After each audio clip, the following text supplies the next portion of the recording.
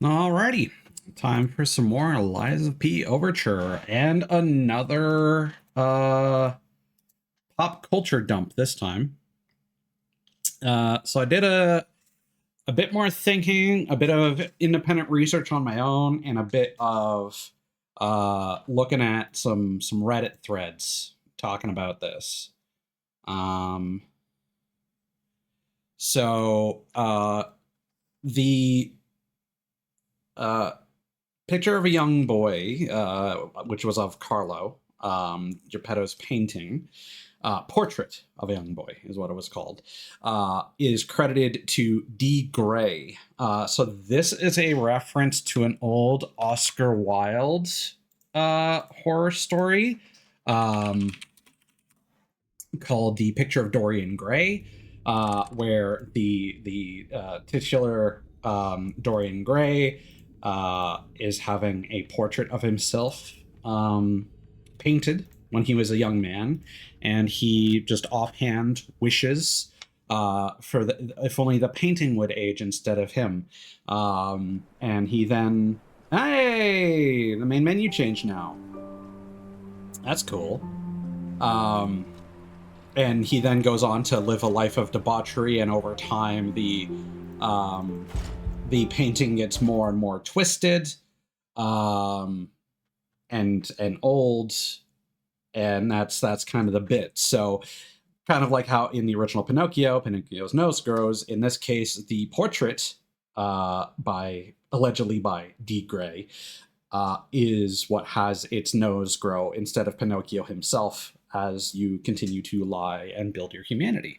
So that's a clever reference, and yes, that is also like D. Gray Man, the manga anime series, is referencing the same thing. Apparently, the villain of that is inspired by or is supposed to be Dorian Gray.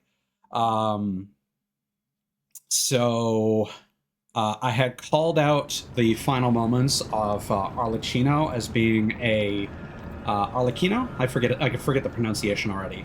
As being a reference to Pluto. That is in fact correct. So that is the kind of seinen Astro Boy story from Osamu Tezuka. There's a Netflix anime adaptation. Really good. Highly recommend it. Again, very much laws of robotics, AI becoming untethered from the laws of robotics, being able to make their own choices, and a serial killing robot, the first one that killed a human, is met, and is almost identical to Arlecchino's story. It's also thought that while I still think there are some similarities to Iron Man. I suppose you could say that Batman has his own similarities. I think it's pretty obvious that Venini and Pulcinella are supposed to be Bruce Wayne and Alfred, and then of course Arlecchino being his sort of nemesis, and also I believe, I'm not a big Batman expert, but isn't was Joe Chill the guy who murdered Batman's parents? I forget if that's a completely unrelated character or if that is the Joker's original identity. But either way, it's very clear that Arlecchino is supposed to be the Joker. So the second boss, the Watchman or whatever, that has the police whistle and whatnot, and Toma, the kid, hears the whistle and he's like, "Oh, is that Murphy?" That's a reference to RoboCop. RoboCop's the original person, his last name was Murphy. The whole thing with the first decrypted message that directs you to apartment 221B is a reference to Sherlock Holmes. 221B Baker Street is where Sherlock Holmes' office is located. And also Adelina is apparently a reference to Irene Adler from that. Continuing on with Adelina and also the White Lady, they are actually a combined reference to Snow White and Rose Red, which is an old fairy tale, but not actually connected to Snow White.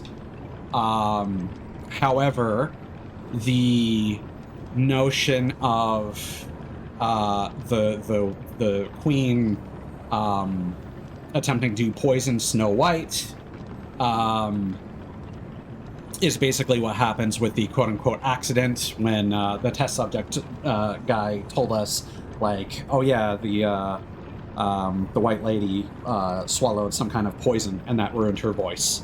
And then Adelina became the queen of the opera house. And then apparently what we were supposed to intuit from what went down is the bright red apple that we just get from a Crot supply box that we buy from Polendina is supposed to be the poison apple, and that is why she dies.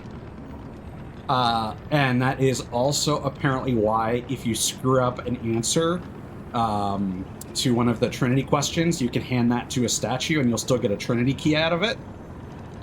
Because so Arla, she had mentioned that the King of Riddles had actually guided her there, saying it was a safe haven, and it wasn't. Much like we did to fucking fake Alidoro. And then apparently he's also the cause of the apple. That also makes me wonder, like, where you get... Hold on, let me look up the location of the first Crot supply box. Because I wonder if that has any kind of actual relation to Arlecchino. Let's see.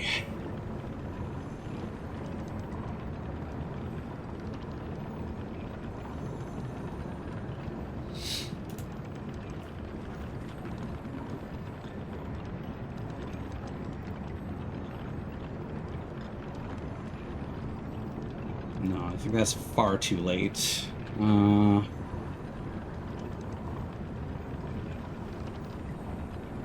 No, it was just in a... It was after the mini-boss in the cathedral, so I don't know if that has a relation to that. So I kind of feel like they should have tied that together a bit more if that's what they were going for. What else? I have a whole list here to go over. So Belle was the most obvious reference. Yeah, it is. Where Belle is just straight up a ham-fisted reference to Beauty and the Beast, because Atkinson turns into a beast. Bleh. Also, welcome in, Mod. Thanks for coming by, buddy. Always appreciate you, man.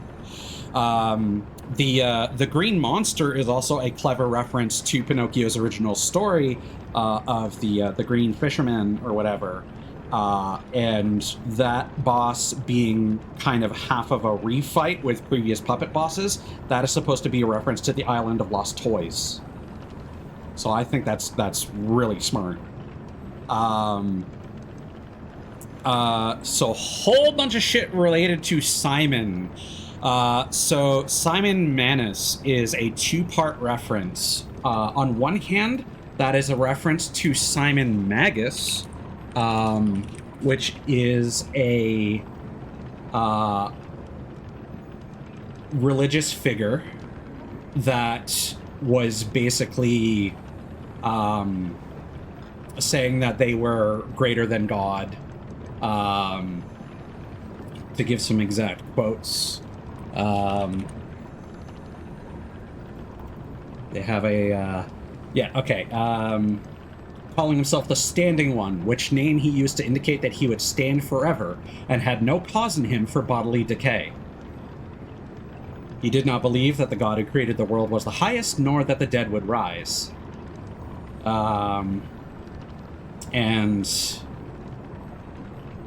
There was basically a story of him performing magic in the Forum, and in order to prove himself to be a god, he levitates into the air. And then apparently the Apostle Peter prays to God to stop it flying. He stops midair, and falls, breaking his legs in 3 parts, and then gets stoned by a previously non-hostile crowd. So, you know, so that's a thing. So, and then manus is Latin for hand, which also refers to the hand of God in this lore. And things go further in depth with proud, which I'm now wondering if it's pronounced crod.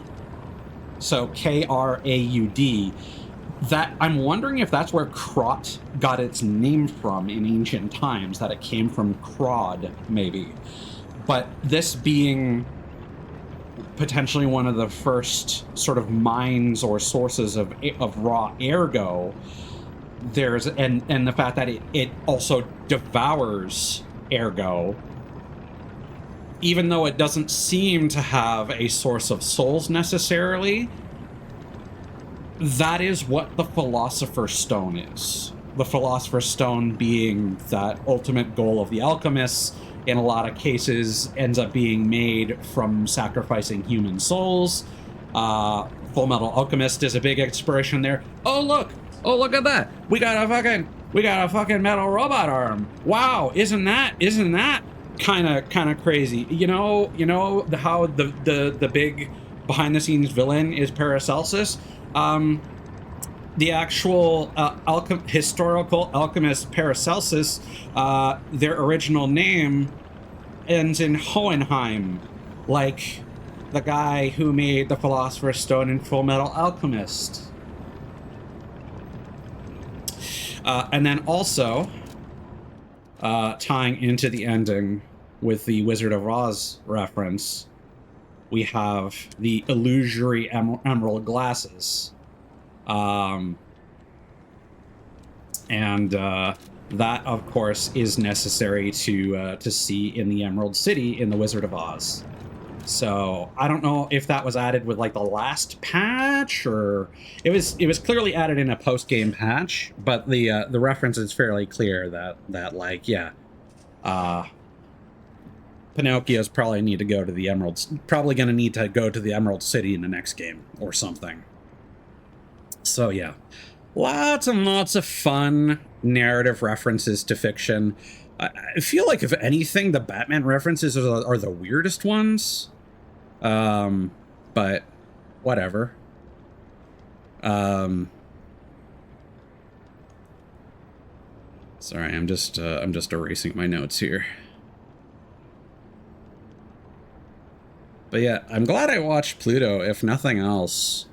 I didn't realize how kind of significant that was to...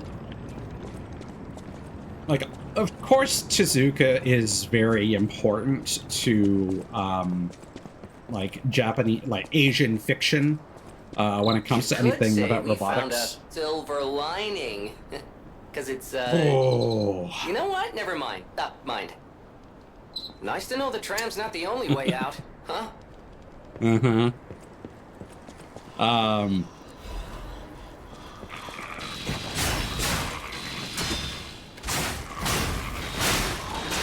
Well, these miner guys are pretty cool, actually. I like their little outfits.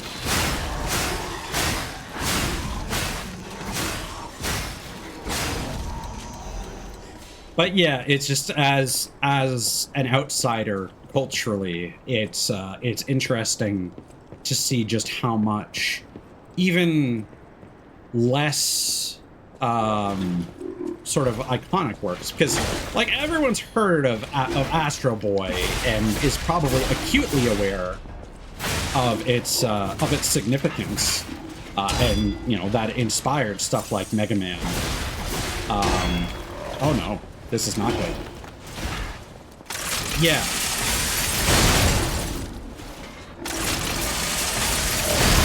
Oh. Whoa.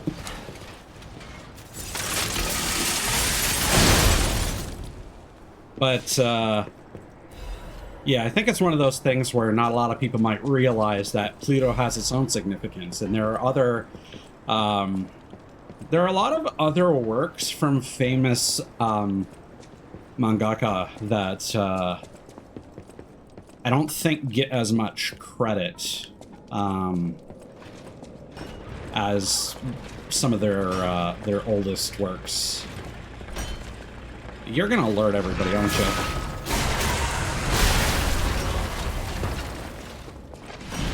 Okay.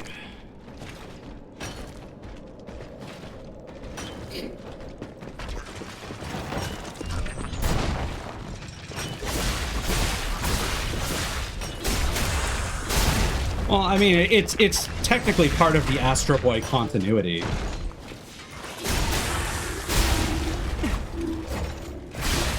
Like, Pluto also has references to Dr. Blackjack, which I don't know if that's also by Tezuka, but, you know, that's another thing. I know that the, I forget the creator's name, but the guy who's responsible for Devilman is also responsible for a lot of iconic things. Yeah.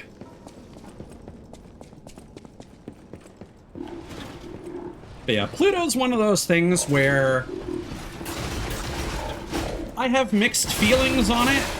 Like, in retrospect, I do think it's fantastic, but it is the very definition of seinen. It is a bit lofty in its aspirations. I don't want to say it takes a while to get going, but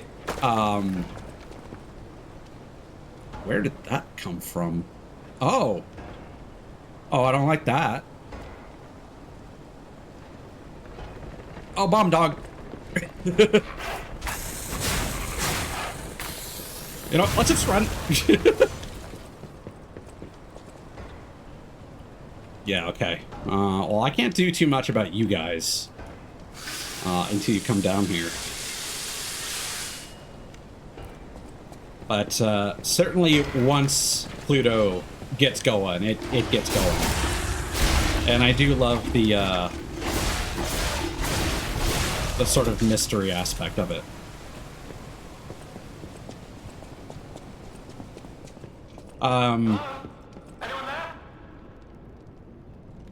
Whoever's behind Cyborg 009 as well is another very impactful creator. I need your help. Follow my voice. Hello. Yes, you, my handsome friend. Aww. Surprised? Don't be. This puppet isn't really me. I'm, well, puppeting this one, you might say. Yeah. Sadly, it appears to be malfunctioning. You found me in quite a bind. Though again, not really me. But I suppose it's fate. You and I, meeting in a place like this.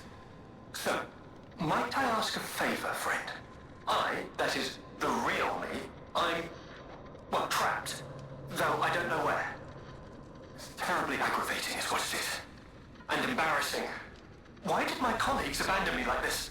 Anyway, can you come find me, friend? Just venture a bit deeper into the ruins. But be careful. We don't want you to get stuck somewhere as well. It's terribly aggravating is what it is. And embarrassing. Now, let me double check something real quick, actually. Because there was a really decent movie, Cyborg 009 Re-Cyborg, that I do recommend checking out.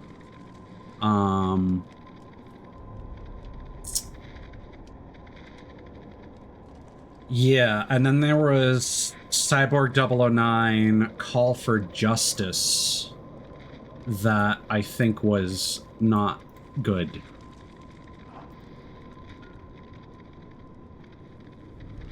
Yeah. And there was also an interesting Devilman Cyborg 009 crossover.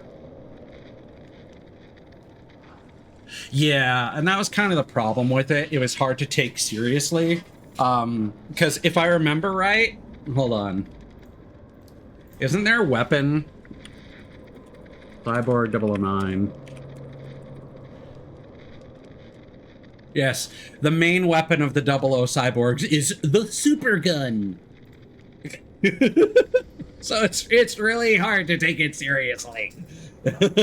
That said, I will say the Cyborg 009 Devilman crossover has a really cool Devilman scene in the first episode, I believe. Might have been the second episode, where it's all like monochromatic except for blood, and it's really well done. So it's worth watching that one scene if nothing else. I don't remember the rest of it being particularly noteworthy, but I do recommend checking out that scene. It's probably on YouTube somewhere, actually. No, I'm curious. I should also mute Firefox if I'm gonna... There we go.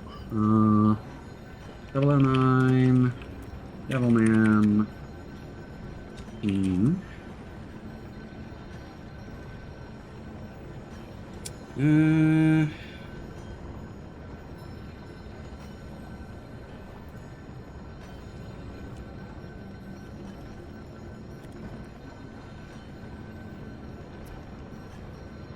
No, not seeing it.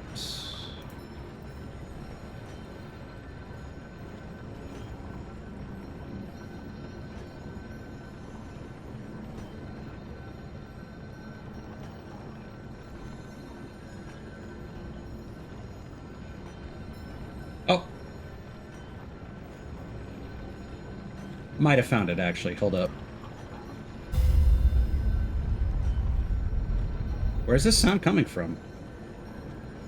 Oh, I have another Firefox browser. Cool. Thanks, Windows Audio Mixer.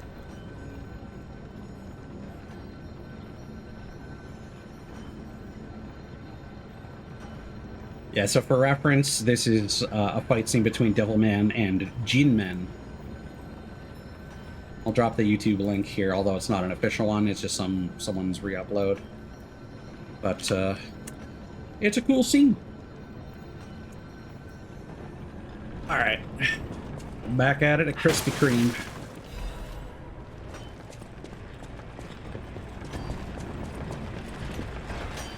Oh god, that's a lot of bullshit. Alright.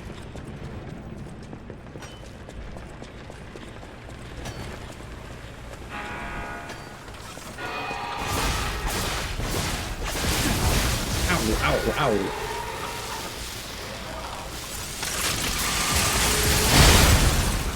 That'll do.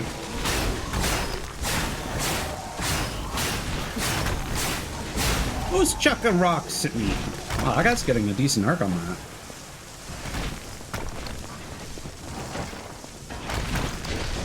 You're placed pretty perfectly, my dude. Oh, there's another one? Ow.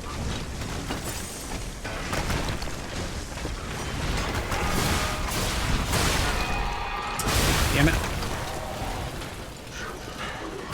Oh, this is not good. Alright.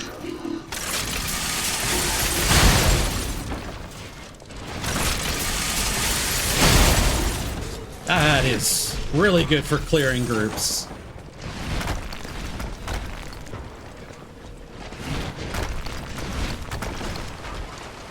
Yeah, I definitely feel like there should have been something like this in the base game, quite frankly. Maybe not something as powerful as Cataclysm is. There's a dog, there's a dog, there's a dog! Whoa! Ow.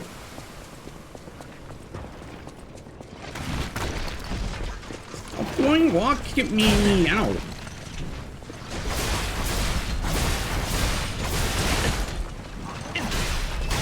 I should heal. There we go.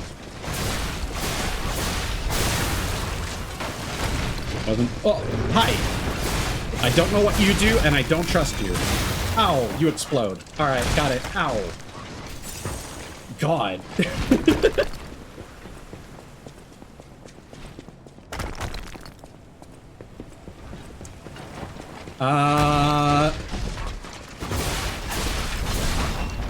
Not yet.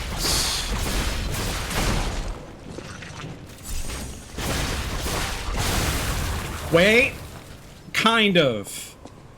We take a submarine to the final zone.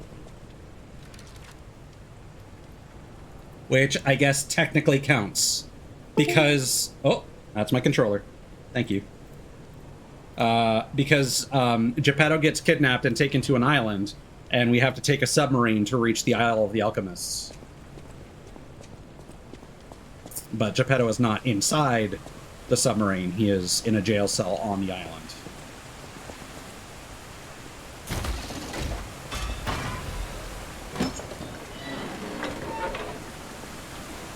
So, like, honestly, there's a... Okay, what's gonna jump on me? Something's gonna... Okay, there's the shortcut elevator. Yup. Okay. Alright. Alright. Yeah, I knew there was an explosion coming.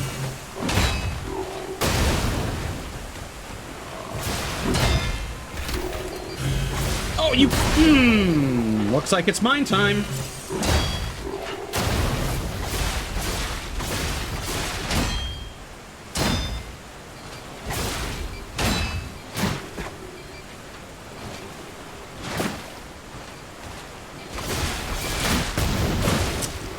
Okay.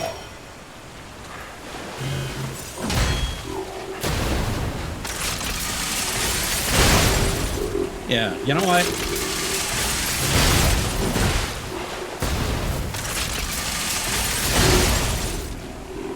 That'll build up some stagger on you. Okay. But we better die. We better die. Oh. Yes.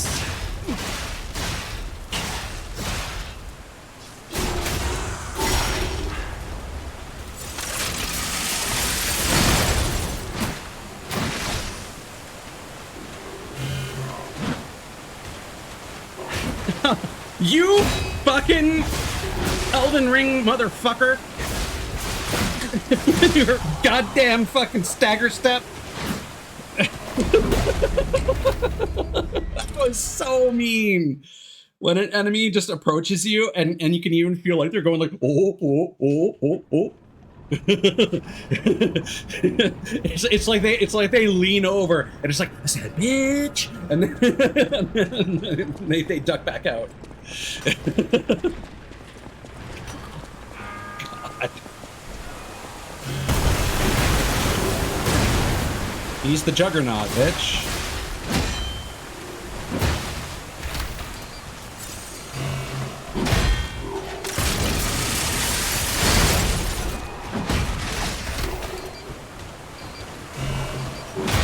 I do not want to drink your delicious juice, Mr. Kool-Aid Man. I'm sure it is tasty as it is artificial.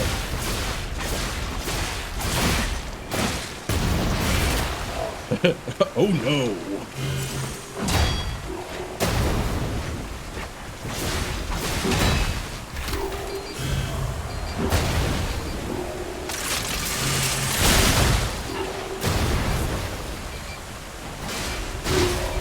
Oh yeah!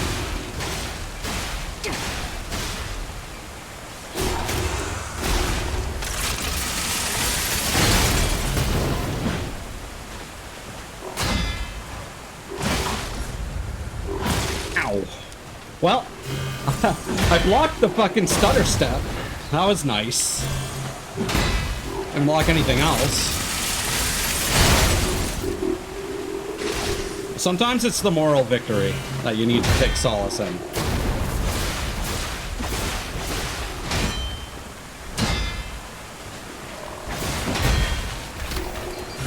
Oh.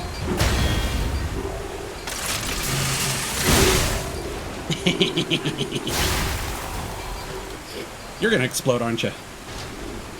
No? Okay. Man, this was just in a fucking monster closet. Gimme.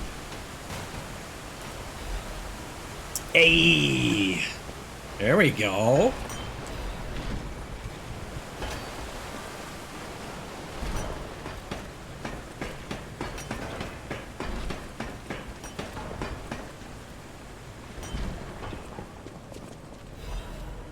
Hymn of the Zealots. In death there is birth. In change there is evolution. We have faced the storm, survived calamity. On this path of ascension we found our destiny. The two-faced overseer, forged from the flesh of ancients, was but a trial to prove the truth of our impending ascent. The two-faced gives way to a masterpiece, a warrior monstrous and strong, a great champion to fight for the order, to save the right from the wrong. We brought that force of nature to heal, subdued and chained it with iron and steel. Refusing to be the elixir's vessel, it broke itself, but it could not break free from its chains, and so we sculpted it to our will. Now it is forever bound to witness this song of zealotry, and fated to be changed below for all eternity. For herein lies the providence of sacred evolution, and may none break the order's volition, and nothing can stop the fate of ascension, for God has granted this mission.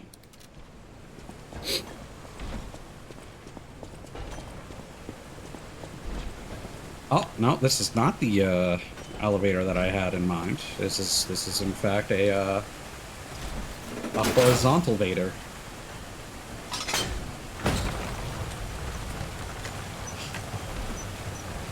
Better not be chucking rocks at me from over there.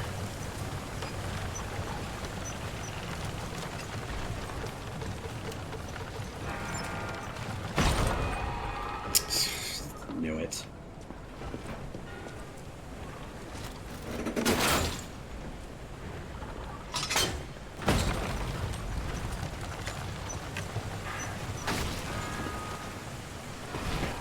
Ow! Rude.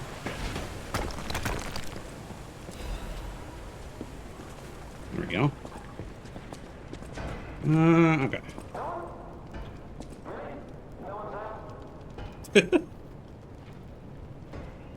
Is that the previous robot or a new one? Well, just give me a second to open up my next tab here.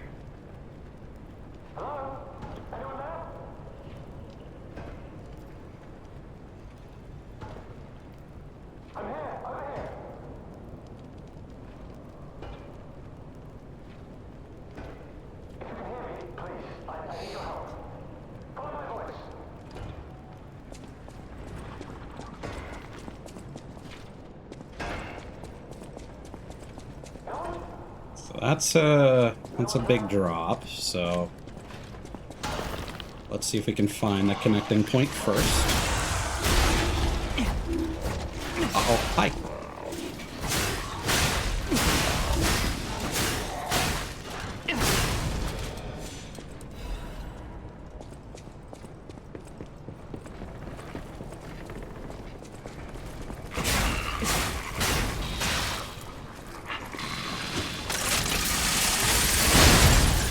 That'll do.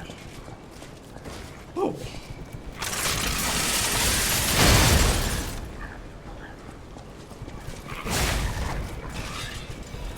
We like shiny treasure. Uh-oh. Yeah, okay. Okay. Those do a lot of damage. Alright. Noted.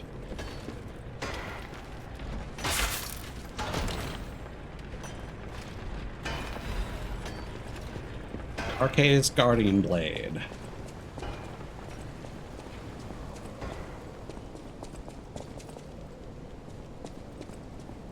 Okay, so it looks like we should double back here. A blade of a prototype weapon prepared for the complete one. Lexasia, right?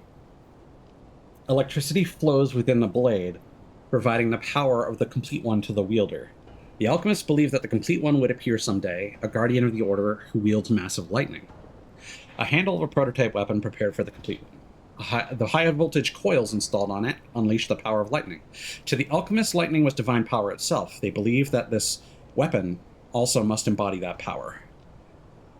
There's something to be said there about, like, steampunk clockwork compared to like electrical power. Like, clearly there's some electrical stuff that's going on here, but I don't think we've necessarily reached like Nikola Tesla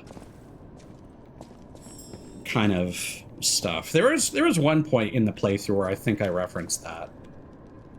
Wow, this is gonna be fun, isn't it?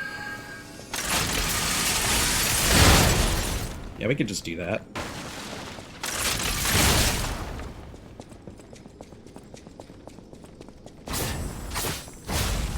All right, who's... Wow, I'm surprised there were no enemies. Although... Oh! Okay.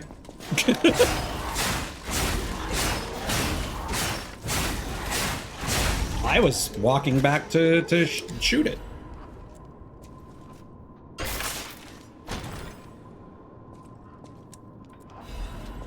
Another ancient disc. Don't mind if I do. I'm here, over here. Howdy. Hello? Anyone there? Yeah, it's me again. I'm here, over here. There you are, friend. Oh, I've missed your company. Hugs are in order. Just let me... Yes, that's not going to work. A bit broken, this one too. Aw. Sally, you'll never believe what happened. I was readying this new puppet to be your guide, but it broke. Sorry, so very sorry. But perhaps if you go further inside, I can somehow meet you halfway. I kind of like this guy. He likes hugs, but I also kind of feel like he's leading us into a trap. Sorry, so very sorry. So, we'll see.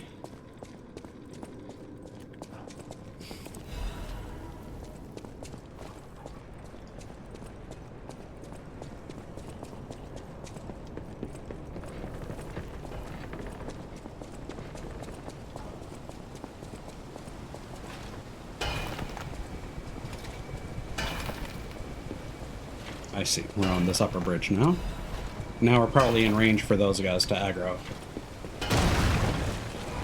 Oh, no, no, no, no, no. Oh, no, no, no, no, no, no.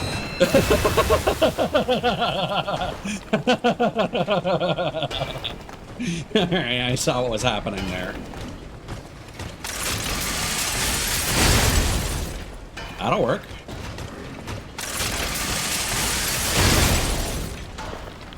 Just hit him with a few skadooshers. Oh.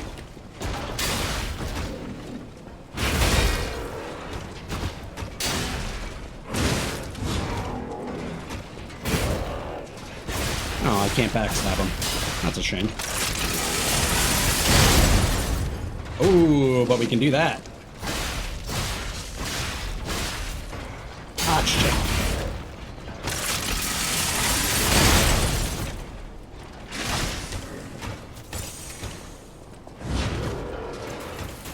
Oh, we're out of juice.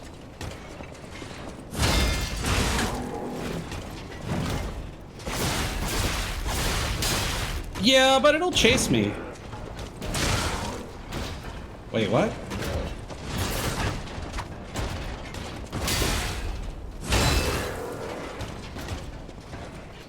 What?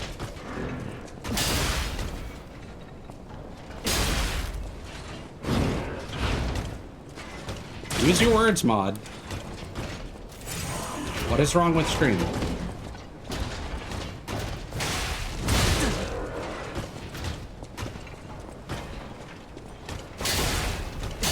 Well, that's your own fault.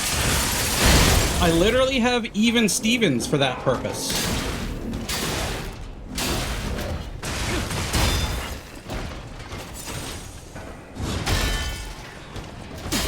Yeah, maybe explain that first instead of redeeming something and saying ignore this. Because, like, that makes me think that something is even more wrong.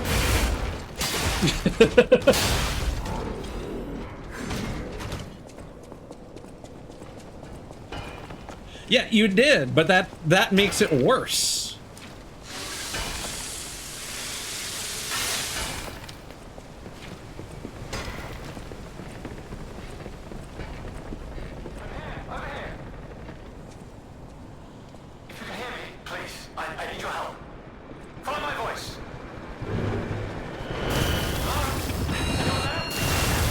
Ugh. I'm here, over here. Especially when the first thing that I saw is not ignore this. It's the first thing I saw is cool down. Ah! And I'm like, why is Mod panicking? Really? No one's there? Because I read from the bottom up. Don't any of these puppets work properly? Wait, wait! I can tell from your expression this is wearing thin. I agree. But please, just listen to my tale. I beg of you. Your objections will fall by the wayside. Please.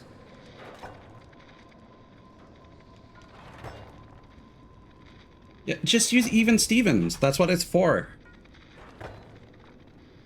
About your identity. I am Alexander. I'm an alchemist. A loaded word, I know, but I'm friendly. I promise. I'm rather well known in their ranks. Before all this happened, I was in charge of a crucial experiment. Yes, brains and charm. It's a truly incredible experiment. Its importance is incontrovertible. I just wish I could show you. Yeah, I mean, the thing is, I created that for that purpose, and instead you use the thing that's supposed to notify me, while also saying, ignore this, but also, cool down, ah! Which immediately tells me not to ignore that.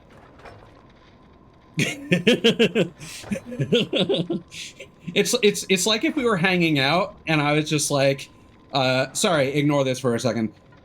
Ah! All right, carrying on.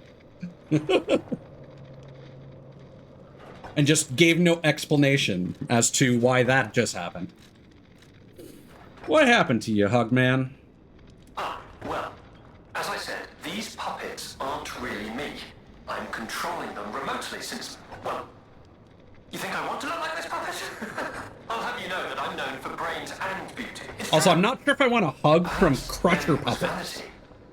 Perhaps I let my effortless good looks go to my head. Whatever the reason, there was an incident. All right, a date. I was on a date with the daughter of one of the most important alchemists. Sophia? Apparently, he didn't approve. So, there was a huge ruckus. Someone put a bag over my head, and when I came to, I was locked in this ridiculously dark place. Uh-huh. What do you want? I mean, I know the answer to this. I would like to get out of here. I'm trapped somewhere so dark, I can't even see my hands in front of my face. And it's so quiet. I think they locked me in a box or a coffin. Uh-huh. But I can still think, and that means I'm not dead. Ha! The liar's coffin? Come and get me out, please. I mean, the alchemists would hire the Brotherhood. This whole guide my savior using a series of available puppets plan isn't working out, is it? I mean... But I know you'll still come and save me, because I know what you are, and that's a hero. Yeah! Strange noises emanate from beyond the wall.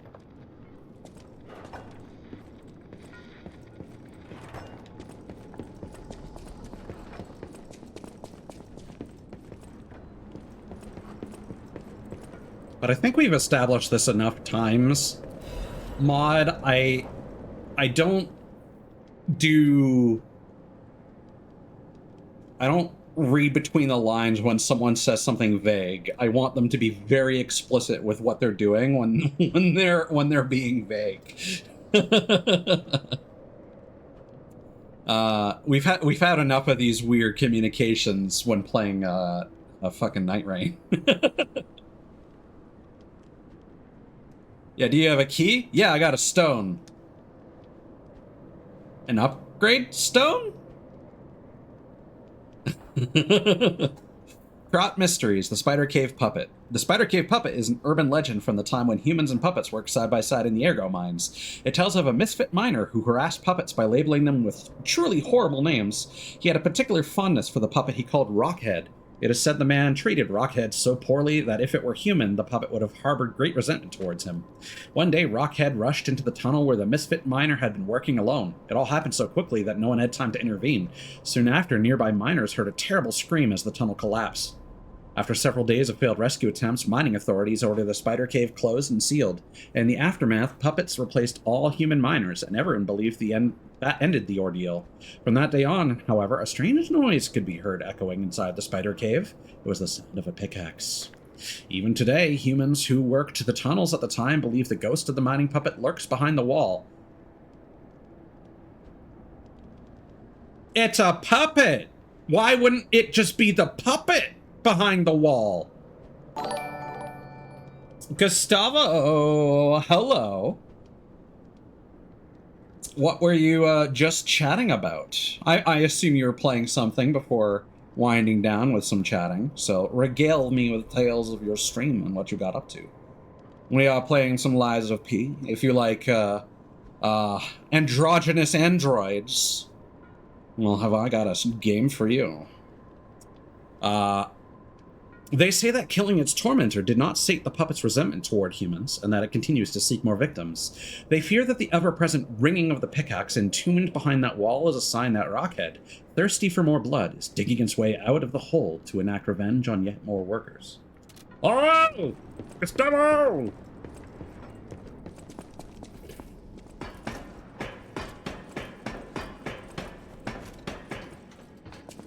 I recently watched a video of a horror game called Duct Tape, where you watch a cursed videotape where ducks turn into mushrooms, and I couldn't help but think of like, ooh, what if Gustavo turned into, like, what if Fanuna had spores and like converted Gustavo into a mushroom person? Basically, what that game is in my head. It's when the brain cells transfer. Fear and hunger. How is that? I hear about it a lot, and I feel like it would probably be up my alley. But it also sounds very like frustrating in a mean like gotcha, like a lot of pranks from the developers kind of way.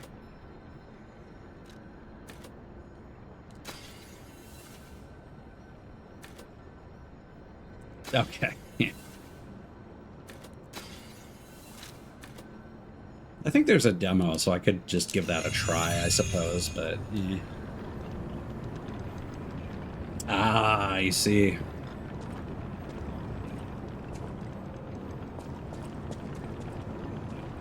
Okay, so I do believe there was something with respect to a shortcut path. From the ancient ruins excavation site, Stargazer. Head back using the shortcut path. Climb down the ladder, make your way to the elevator. As you're riding it down, keep an eye out. There's a hidden passage. Okay.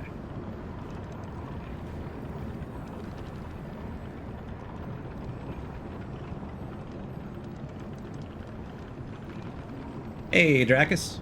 How's it going, man?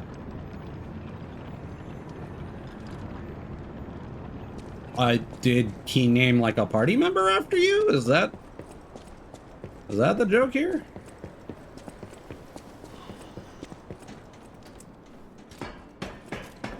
Speaking of, I'm actually really excited. I'm just wondering about the things that he supposedly would have done to you. There's actually a good number of dungeon RPGs coming out in like the next year or so. I had previously mentioned one on stream. Oh yes. I purposely avoid those because I'm not here to be a fidget toy for my viewers. Feel free to say curse shit in chat as much as you want. And I got tits, but you know, I don't see myself really going down the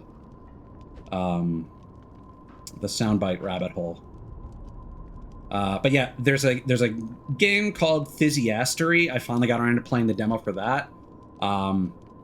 It's very much like an old school like wizardry style dungeon crawler that has permadeath. There's a demo for it. It's very bare bones though, very early. There's one coming out called Descent of Lunaris, which is like kind of sci-fi, kind of Shin Megami Tensei as well. And that one looks pretty cool. It has a tactical mode at some points, which I'm not sure I'll enjoy. But most recently, something that I think is going to be up Gustavo's alley in particular, is from the developer of Turnip Boy Commits Tax Evasion and Turnip Boy Robs a Bank. The developer Snoozy Kazoo has announced Riz Dungeon, Skeleton Key to My Heart, a Monster Girl romance dungeon crawler where flirting is your weapon.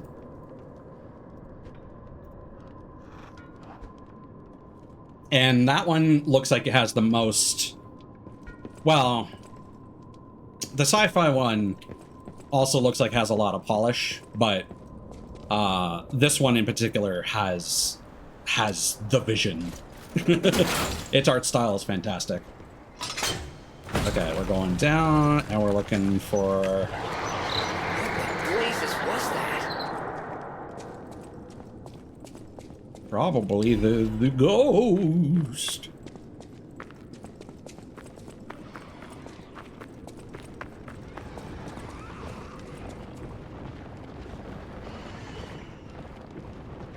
Those are not pleasant noises. I'm just saying.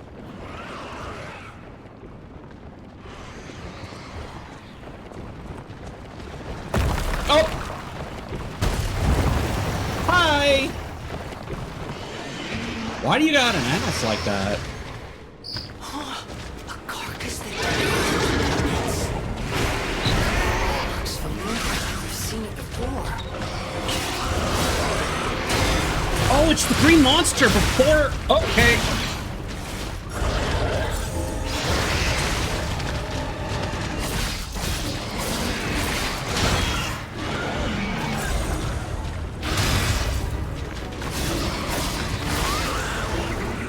Yeah, no, it's the same moveset. Wow, that's new.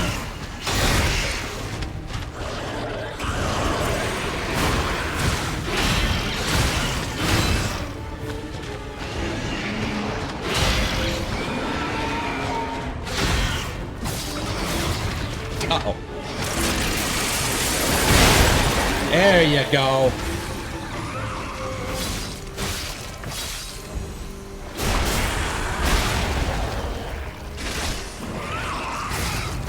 It looks really good.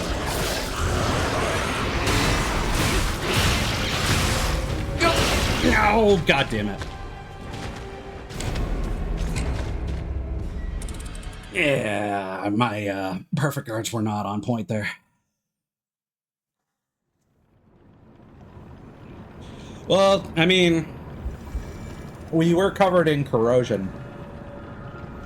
And we were being melted by acid, effectively.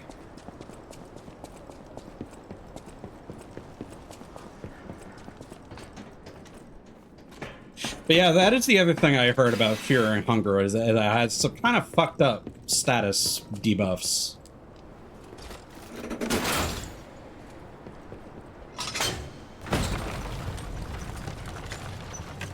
I personally don't know how I feel about that kind of vibe.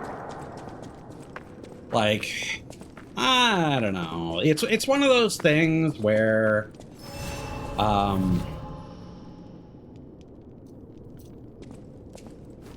there have been a few games that do this where it's like, what is mature storytelling versus just being vulgar for the sake of it, you know?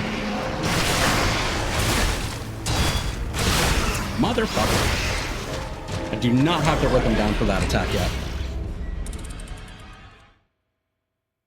Yeah, like, missing limbs, that is fine.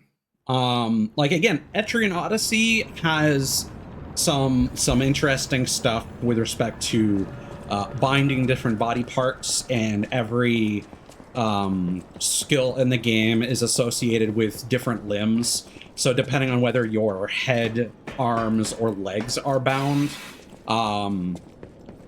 that affects different things.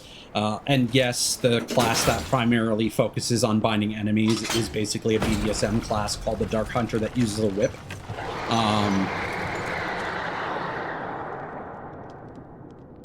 something dropped on me. I think that might have just been a weird texture.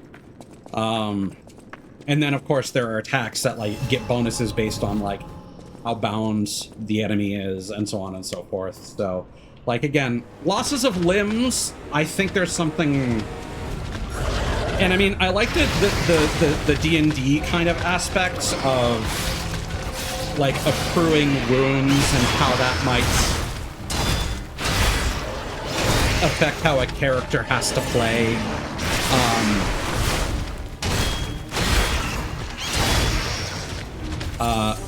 Physiastry that I just talked about specifically has a near-death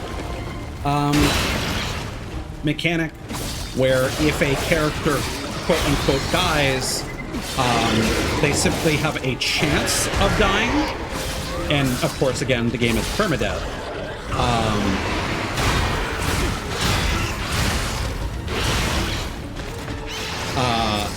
But if they do survive, what ends up happening is they get a wound that then makes it more likely that they will die the next time they enter that mortal injury state. And I think that's an interesting way of handling that system. Though it does make me wish that there would be a costly but possible way to restore those wounds. Just like how in something like that, I would hope that there would be like a way of getting prosthetics, which might not work as well as, or the same as... Oh, the command grab is back. Ah! Don't take my air, go! I need that. Oh no, that's another grab. Okay. Ugh. Oh, that didn't have the range I was hoping for.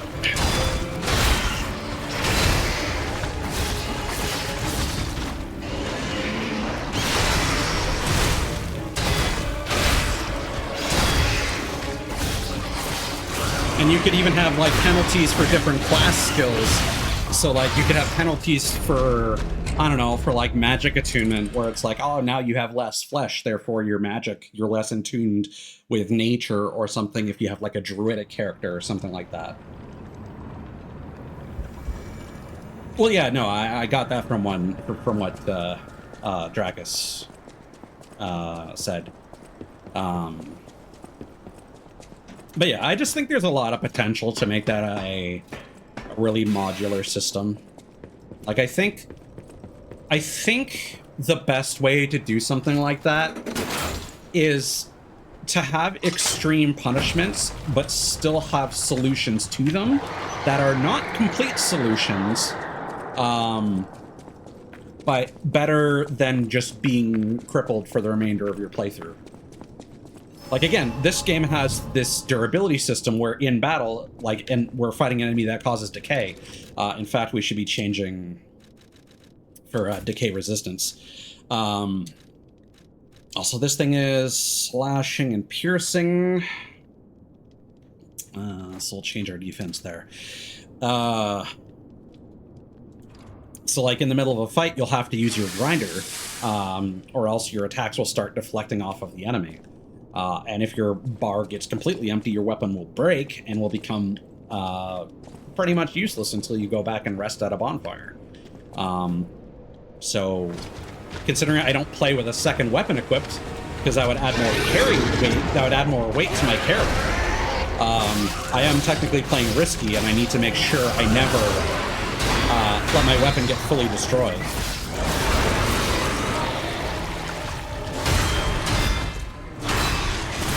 I think that's a really clever system, and they give you different ways to manage it.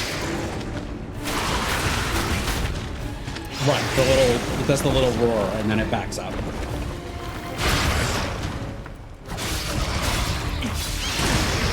I don't like them. Oh, right, it can do that. Okay, you're gonna spit at me, or not. I don't think he has a spit attack. like the original fight.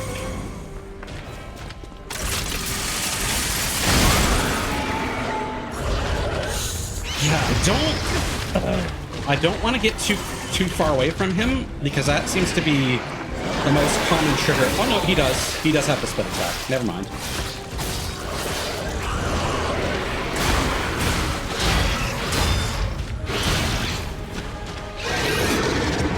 There we go.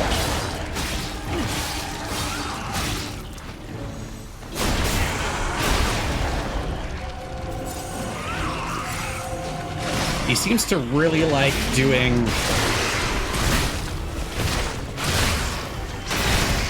the boss walk when I get too far from him.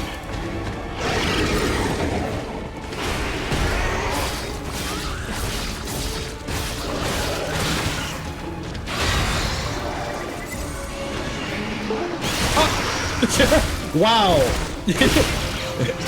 You guys literally got to experience that. The controller getting unplugged. Oh, this sucks. That basically ruined the fight. Man.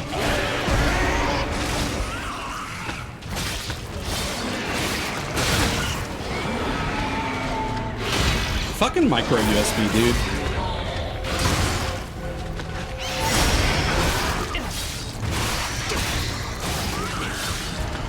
Uh-oh. Phase change. That's not good.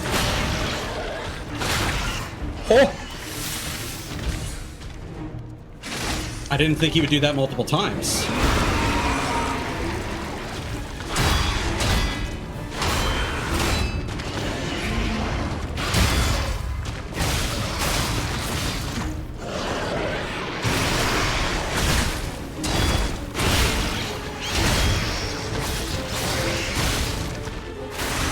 I felt that coming.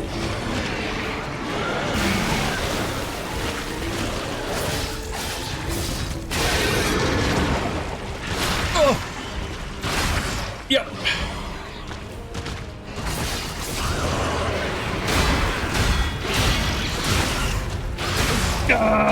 Came down to that last attack. But yeah, can we just all agree, fuck Sony for not allowing the DualSense to be compatible with the PS4 for no fucking reason? Because I would absolutely have a DualSense, which is a slightly more expensive controller, but it has a USB-C, and I would not have to worry about the fucking micro USB port on these fucking DualShock 4s, and or the cables getting bent and continually fucking up on me. Oh.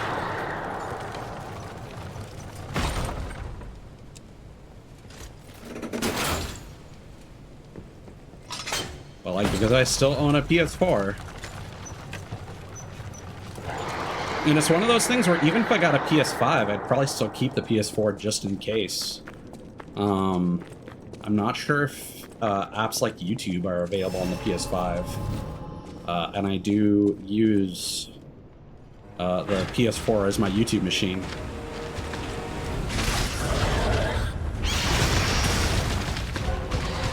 I also use it for streaming media from my PC.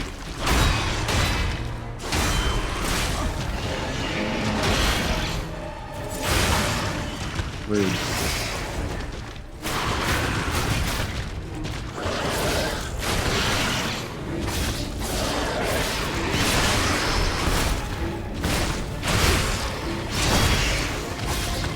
Okay, we are being vindicated. Oh, nice. Mini stagger. Okay, you can actually block that. Good to know. We might die due to the decay. Yep. Yeah, no worries, man. Get some good rest. Remember to hydrate if it's been a while. Oh, that's a cool detail that whoever is drawing on these loading screen slides, they drew antlers on what is presumably a carcass experiment. I don't know why I'm struggling with the Green Hunter. It could be that it's just stronger. Like numerically. It could be that it has more health in this version.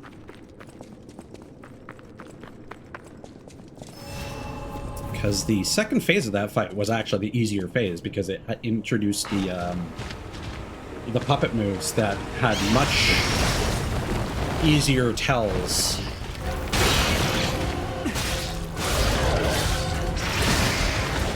I don't know how you're supposed to block, like, dodge that effectively.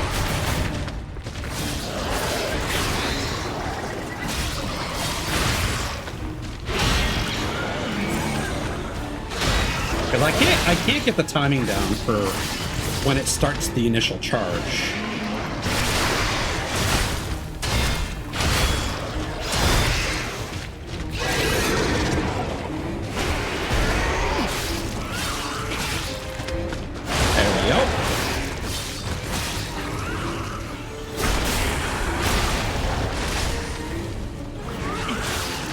I'm gonna set you on fire.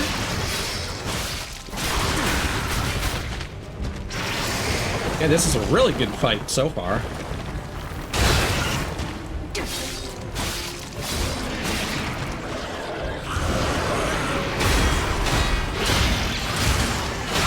There we go.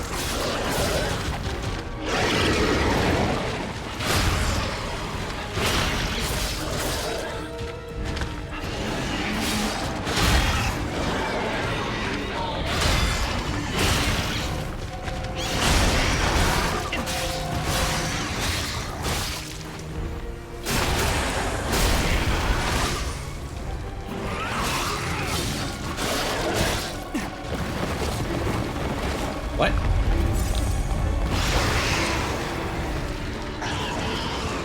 Ah.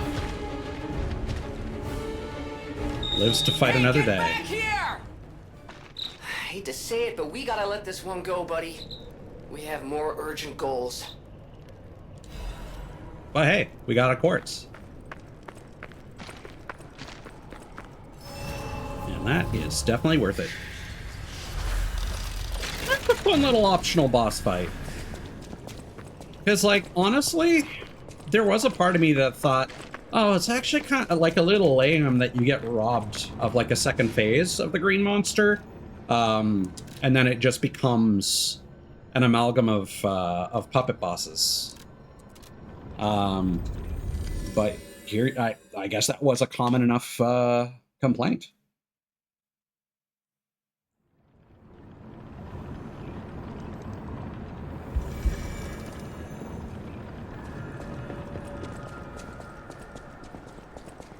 And again, that last fight was very convincing. It's funny how that works in this game. Is like you can know the mistake you're making and you just need to adjust. And then when you finally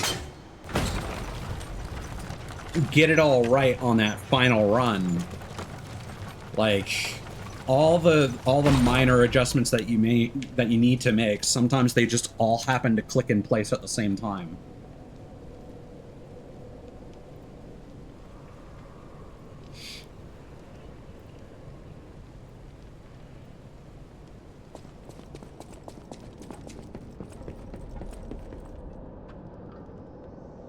Uh-huh.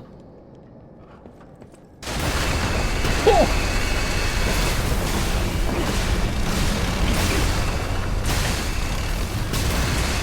Okay.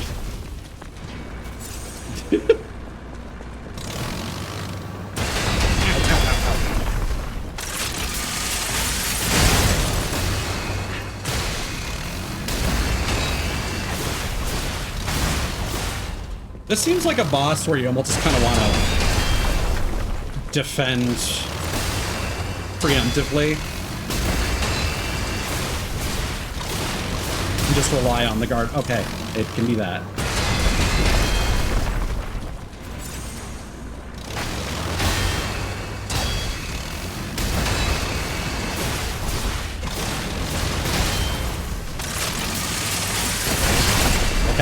let's not bother with that then. There we go.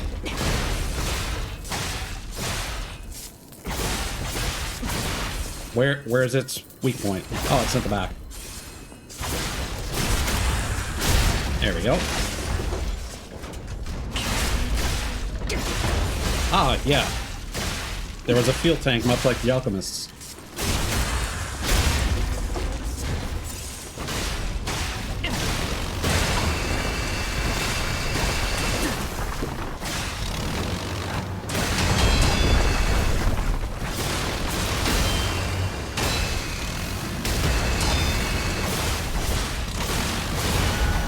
Are you gonna explode?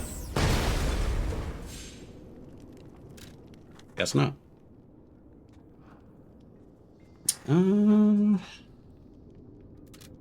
Yeah, corroded cipher machine.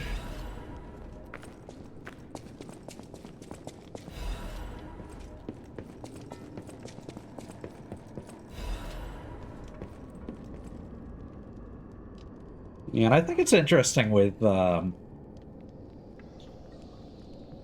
lot of these like optional mini bosses, because I assume we probably could have just run past that. Like some of them can be real intimidating, like the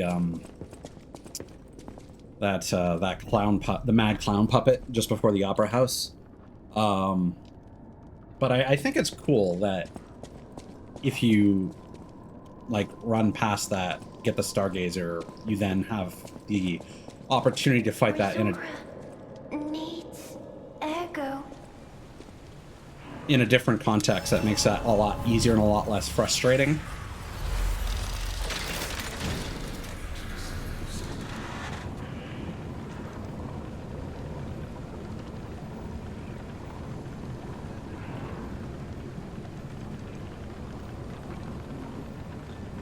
It's like after adjusting that fight, the fight was nothing. But dealing with that after an exhausting run back to it was not great. So in retrospect, I complained about it a lot at the time, but I think that was a great encounter. Resora needs Ergo. Here you go, girly. Oh, friend. So happy to see you again. I tried to go to the Rose Estate. The white butterfly was helping. But maybe it was too far. Heart slowing, stopping. Can you give Ergo? Resora needs Ergo. Here you go.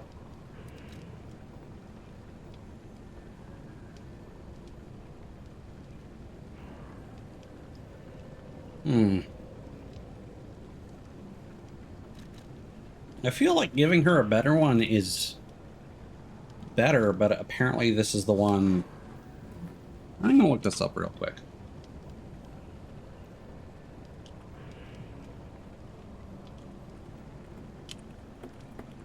Apparently the dim is all you need to give her.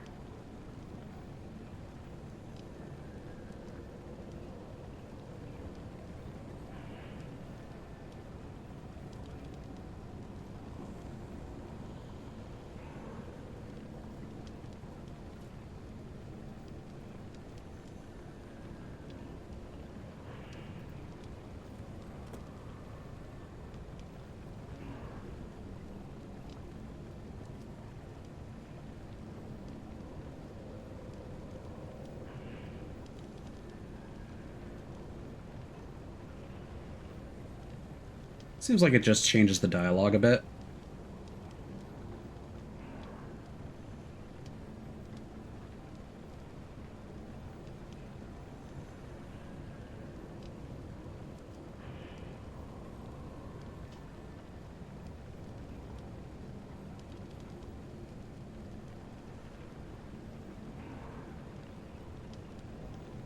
I'm gonna give her the bigger one because I don't care that much about these resources, and apparently there are a bunch of whiners online being like, how dare I have to give up my Ergo for a side quest.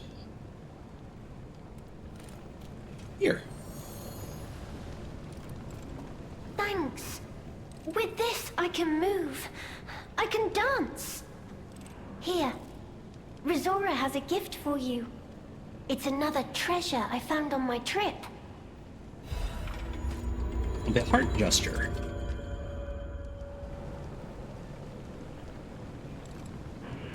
Rizora will follow the white butterfly. It will take me to the Rose Estate. I don't know what is waiting for me there, but I do know what I want. I want you there with me, my forever friend. Aww.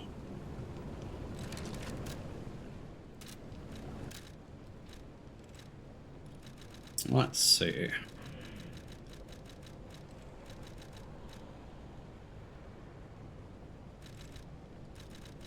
So we got Rosaura's treasures. Second piece of a drawing, a child's drawing that looks very old. Oh, it's Geppetto. And a cat.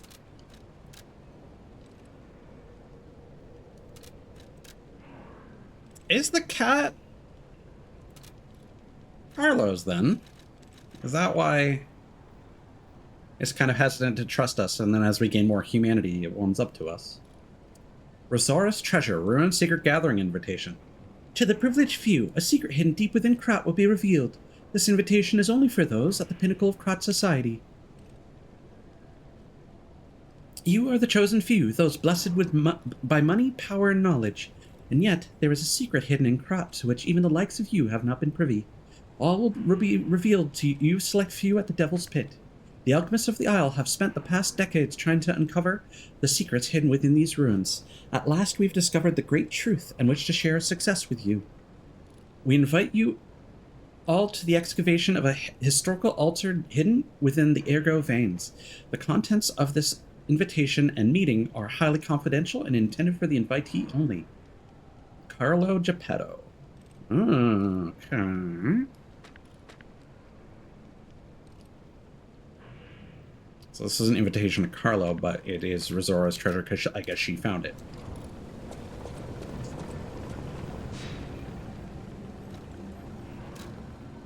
Alright, so yeah. We probably got a new gesture for our buddy.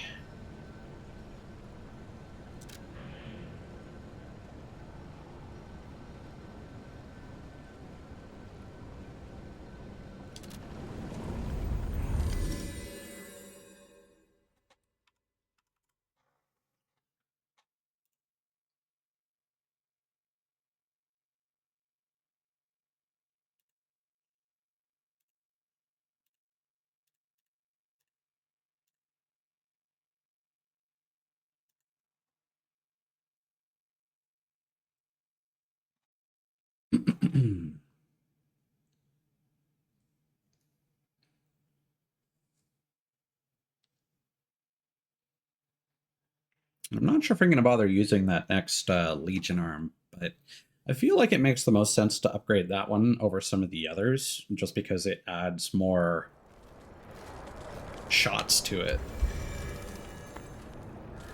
regardless of the other benefits. Hello, my only friend. What have you come to tell me? How to make a heart. The mimicry of a joyful heart. It's good to feel alive. Thanks. You're welcome, dude.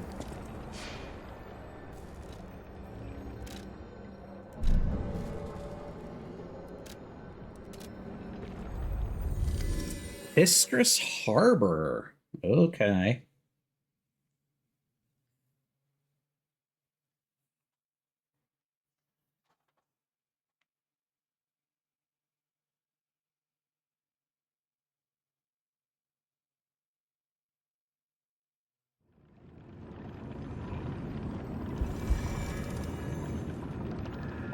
All right, so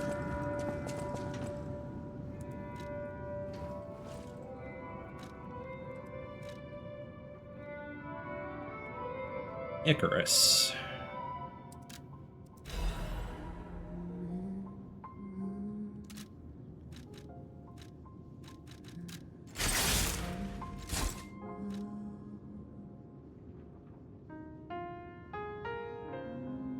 Everything in this world returns to its own place. However, there is no one who can mock the great flight. Cool.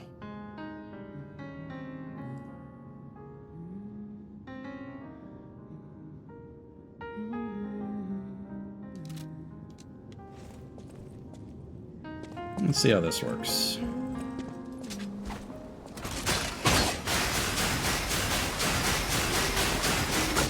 Okay.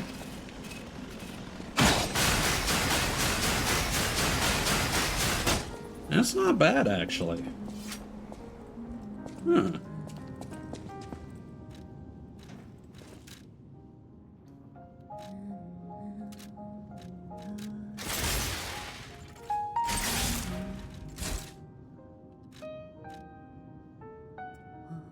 So let's see.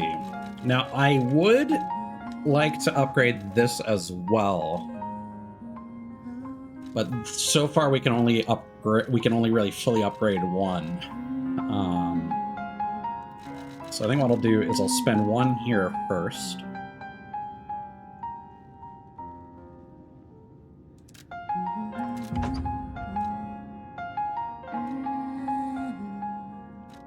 And then if we happen to get 5 more Legion calibers, I'll upgrade both of those. Just because this attack link is apparently really, really good.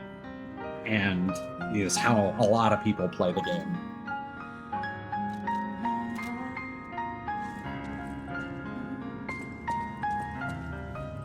Alright, we got some more quartz. Also, apparently, the way that this works is, so once you unlock some of the later phases, you only need to fully light up one of these symbols to get a token to another phase. So if you want to quickly get to phase 5, it's recommended that you just upgrade the 2-slot Fable upgrades. So forget what we were going to invest in. I think lower guard regain reduction.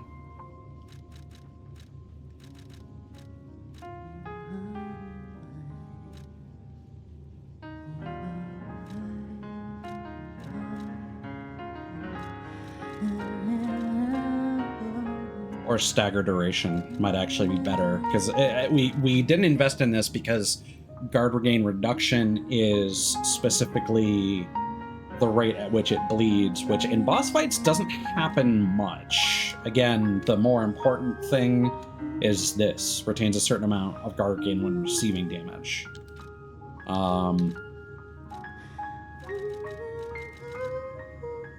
So I think we're going to go for the stagger duration, just to avoid any potential. And I know, like, phase changes can cause bosses to ignore that, but I think on the whole that's gonna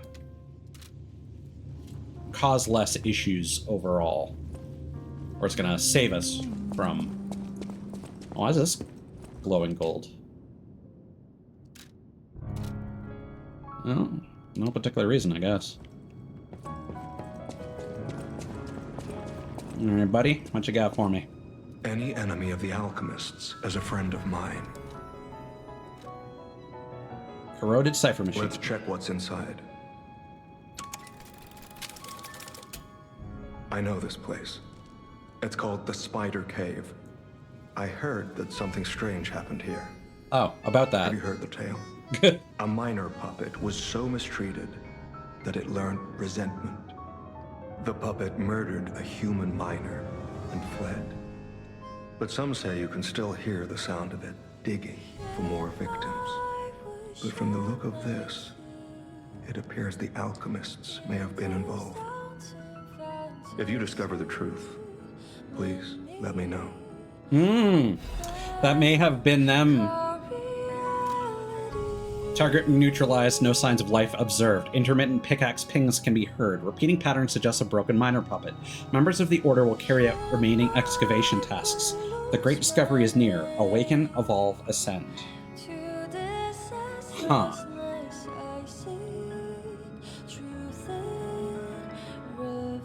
So, did the alchemists first experiment.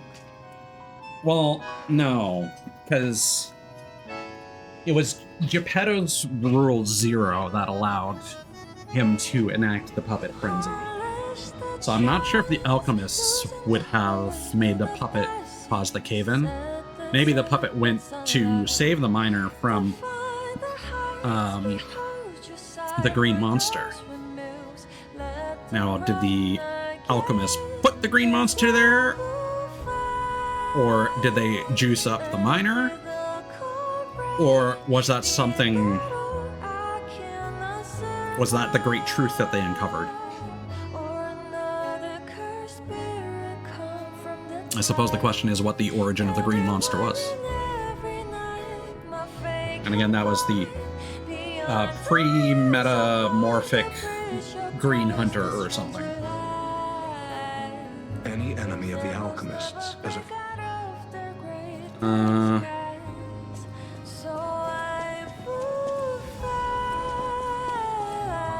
Well met, Master Stalker.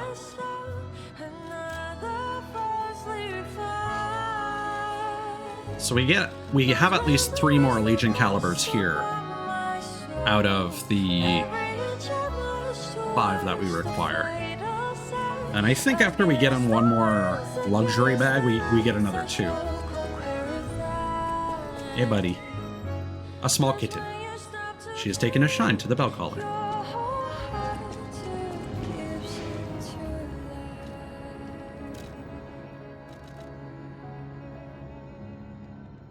So this is a little silly that it's making us go back there, but...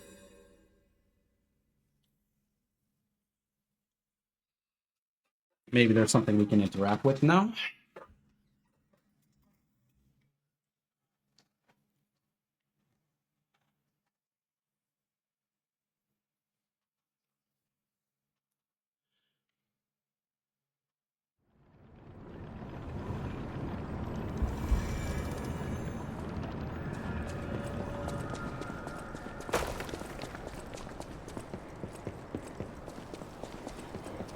That's an effective trick of just having, like, the edge of...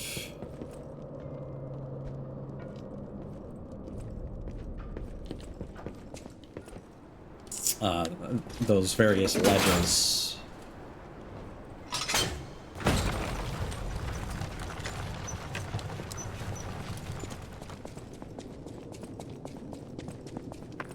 Well, this might not be what we're supposed to do. We might have had to go the other way, investigate the,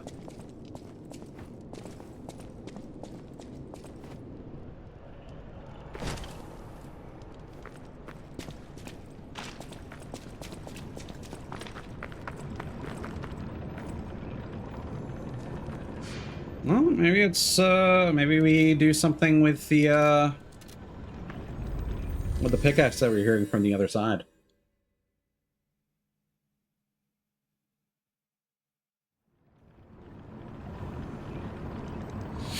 You know what? We'll probably get a, because these are all about, like, dark secrets, we'll probably get an answer as to what happened.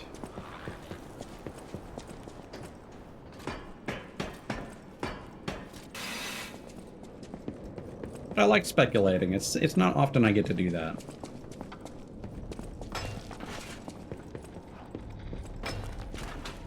Oh. Strange noises emanate from beyond the wall. It looks breakable. Oh. Fruit, at last. Time to leave my friend.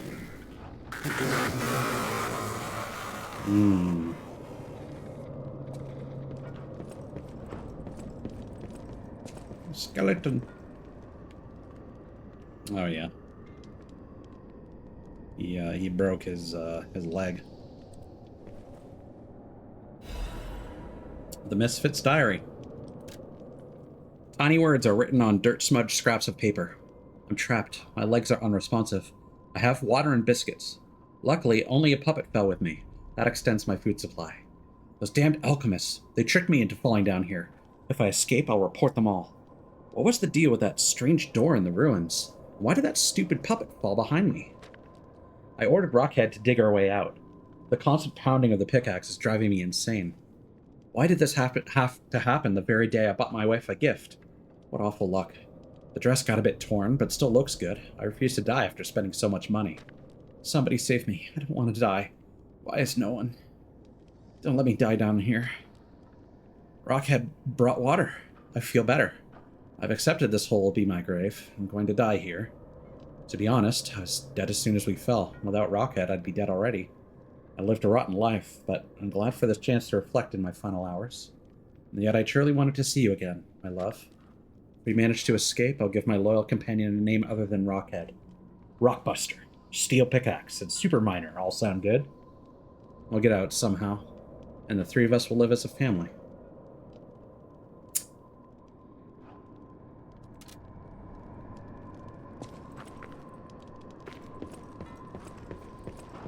Enjoy your rest, Rockbuster.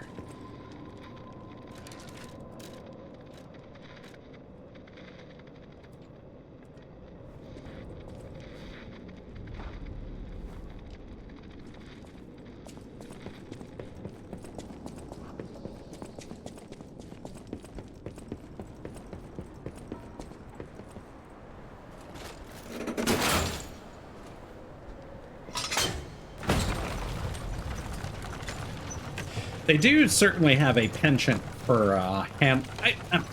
I mean, this isn't really high praise. I think a lot of people can easily do the Souls-like quest aesthetic. It's not that hard, but it definitely feels very appropriate in this. There we go. Press X to doubt, and then heart.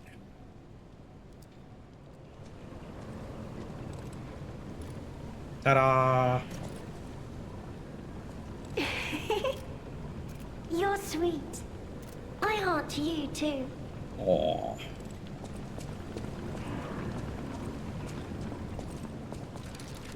Also, apparently, we can use where is it? Greet.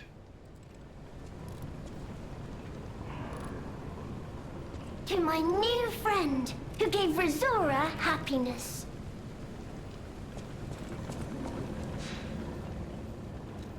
I forget if that was one of the ones that we actually got from this DLC.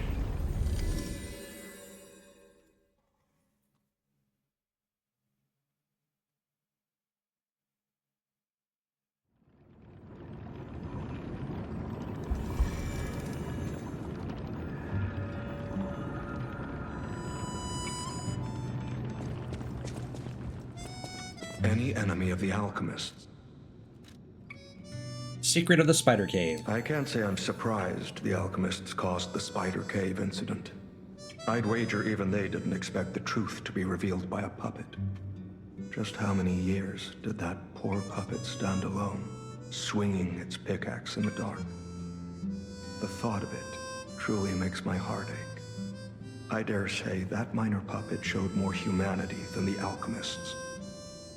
I pray the two friends found peace at last. I think they kind of did.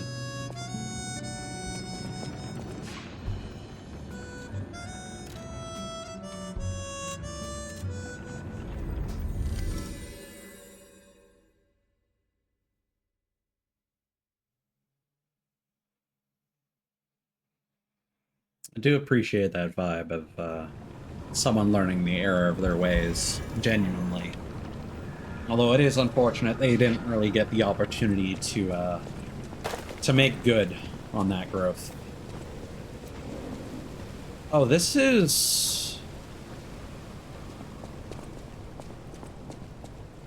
This is on the way to the Isle of the Alchemists.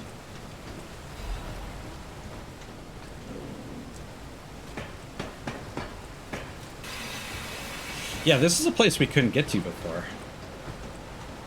I think. Because I remember looking out at this place from, like, over there.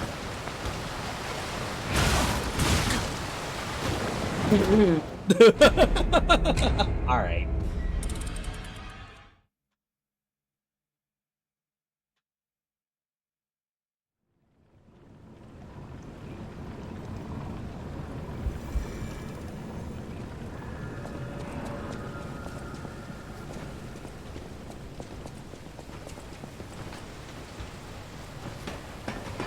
Oh, yeah, that upgrade to the Legion on Revive was not worth it.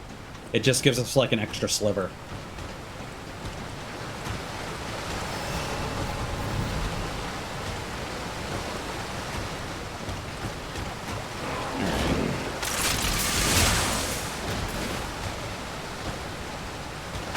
Come at me, bro.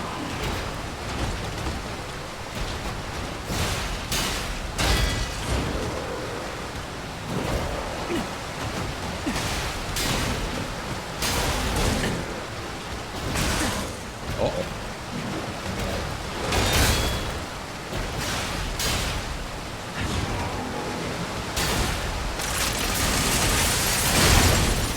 Oh. Okay. That was a fun interaction.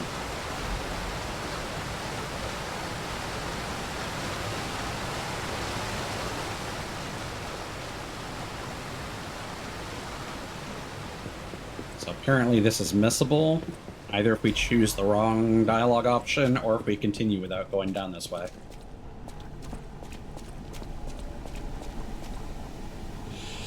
Yeah, I expected as much. I got the impression that this is probably an experiment for how to communicate across ergo wavelengths. This is some Soma shit. Absolutely. Fucking brain and spinal column in a jar. Oh, hey buddy. Wish I could give you a hug. Oh, delightful. My charming, handsome, generous friend, you found me. Ignore the puppet over there. It's my last one, so I'm keeping it handy in case I need it. Now, I don't know how long I've been in this stuffy old box. But I can tell you, it's too long. I can't even feel my arms or legs. Surely you see it in front of you? The box? Don't tell me it's a coffin. Please, get me out. Yeah, no, it's not the liar's coffin. There's no box, only a brain in a vat. A what? A brain? In a vat? That can't be me. I'm stuck in a small dark box, ask anyone. My arms and legs have just gone numb, along with my ears, and it's pitch black in here, of course. But wait. That certainly would explain a few... No. That would explain everything. My arms and legs. They're not asleep. They're gone, aren't they? Are you okay, man? Brain in a jar. Look, enough with the jokes. Now, what does the box look like? Strong, black, made of steel? No, I don't believe me either. A brain is all that's left of me. Okay, time to face facts. Is my brain floating in a huge glass tank? And is this tank inside a cylindrical case of some kind?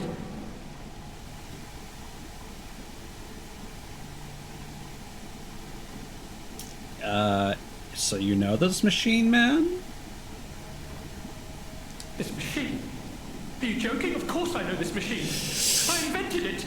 Oh. Here I am, the subject of my own experiment. It's all over. I'm doomed. Doomed, I say. And to think, every previous experiment was a failure, and I'm the first success. You have got to be kidding me. There's gas leaking. Give it to me straight. How bad is it? Really bad? Oh boy, yes, that's it for me. I count 2 gas. That's the life support equipment.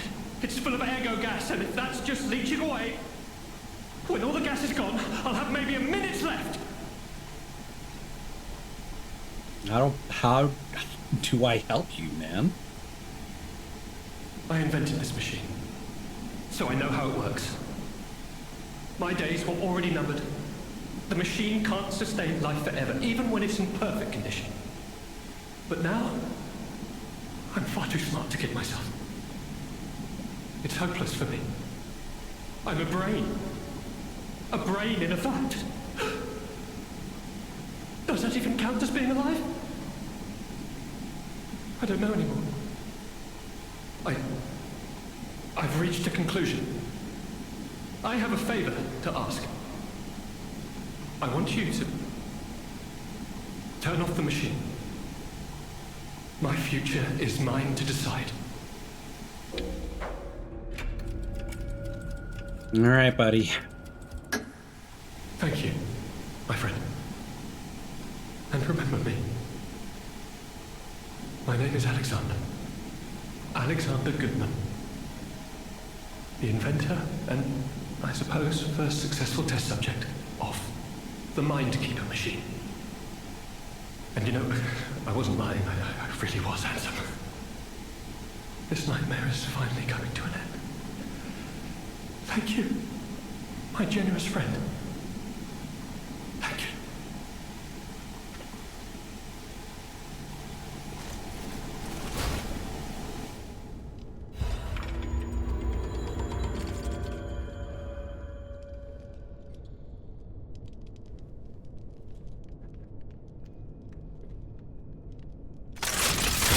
Yep. Well, okay. apparently my hotkey toggle does that.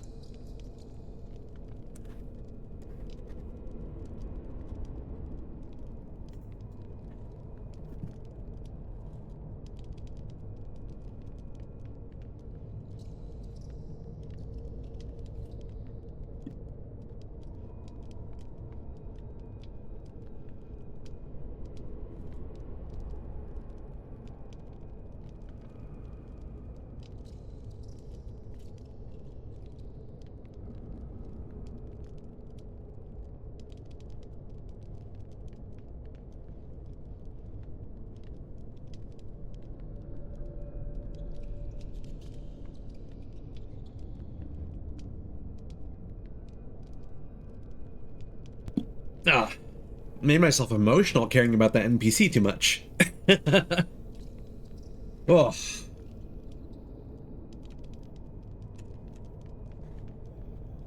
Whew.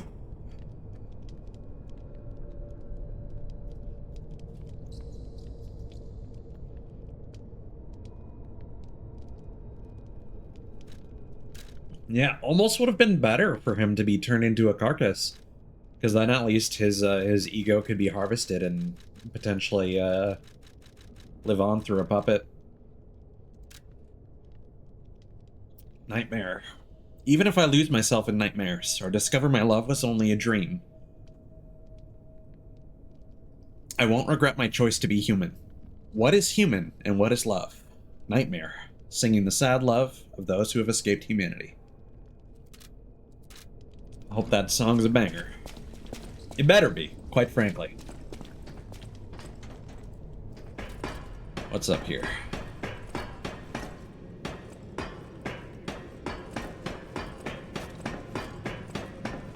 Ah.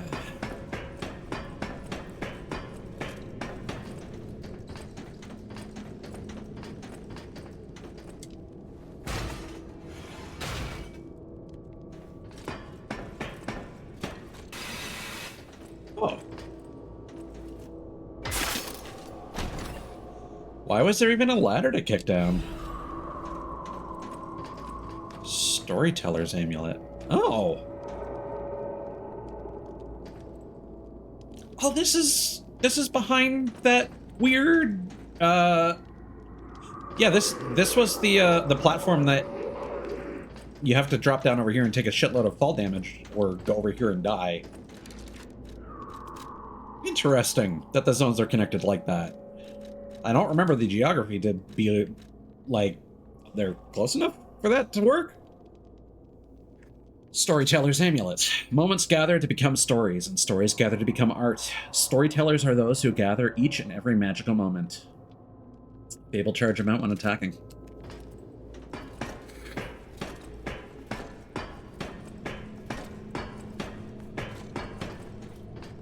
Yeah, I feel like there's been a lot more things that have been setting me off emotionally recently.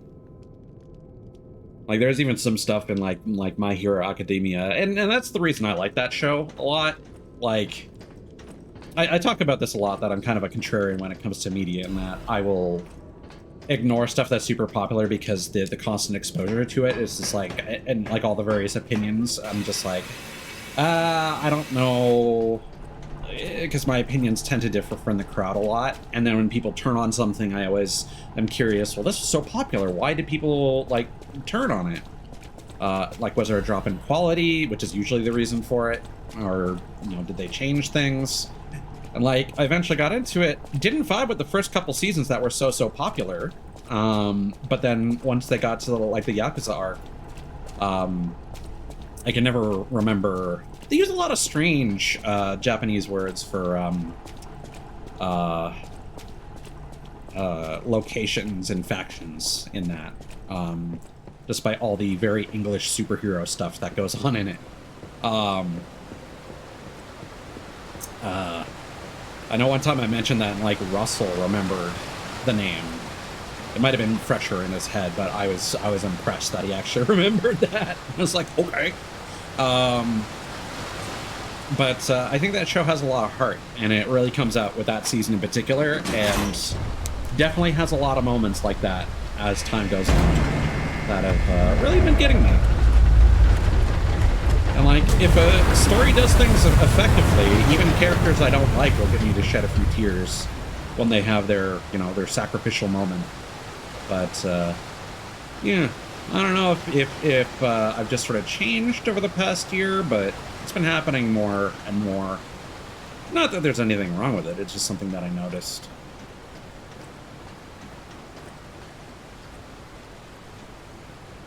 If anything, I think it's a good thing. Because it's good to have a good cry about a, you know, a heartfelt moment that otherwise I think would be considered disposable by most. Again, me like saying, oh, I felt sorry for an NPC, like, it doesn't matter. That's the point. Black Rabbit Hole key. I think we passed one of these doors and we didn't have a key for it, but I forget where. I know there was one in the lab. I'll look that up after we deal with some missable things.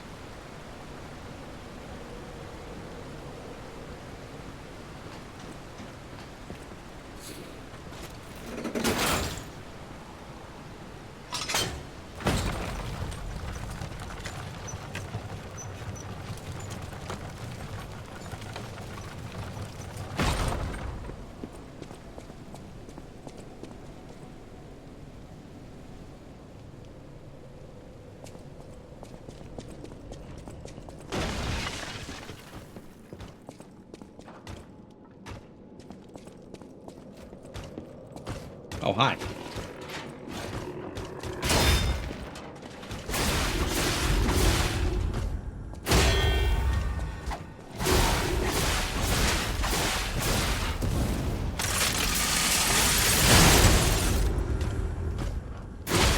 No.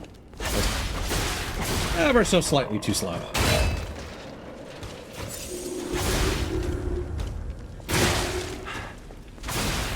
Less slow.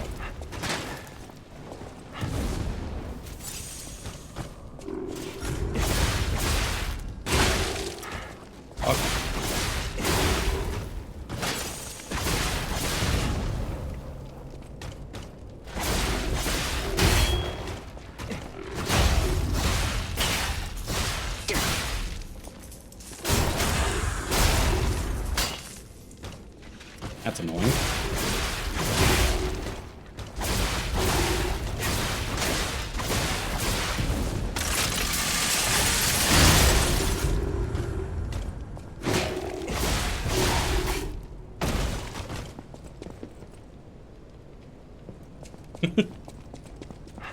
Ragdolls on those guys are certainly goofy.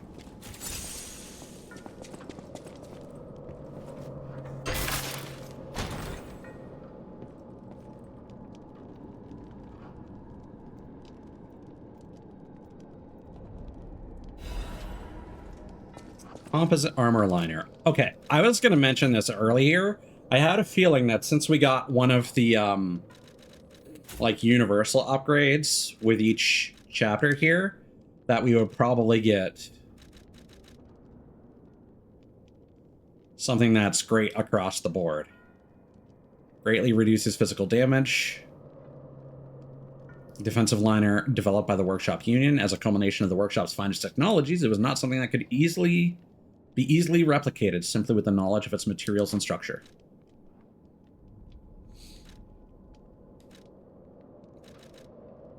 Yeah, so now we just have solid 13.64 resistance across the board.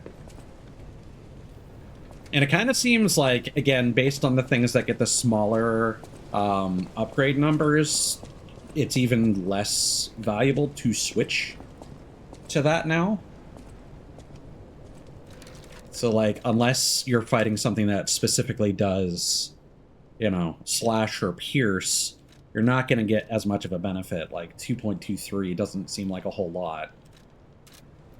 If anything, it's more for the weight reduction at that point.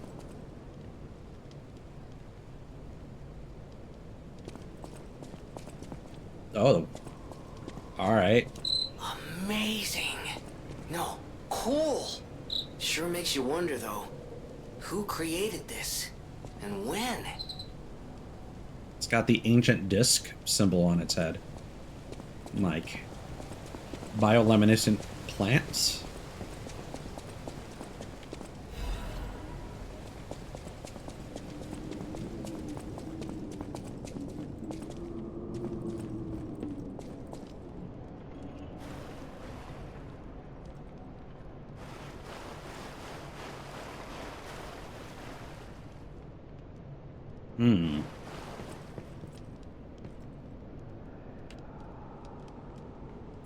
Okay, so the Abbey on the Isle of the Alchemists had some of these structures. There's no doubt about it. Someone wanted this thing destroyed. And it happened quite recently from the look of things.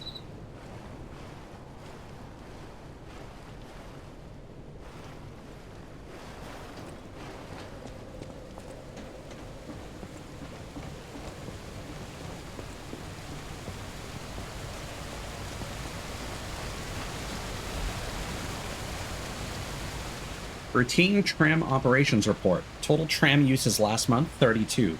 Total tram freight transported last month, 4,550 kilograms. Since its discovery raised the alert level, tram usage has been steadily declining.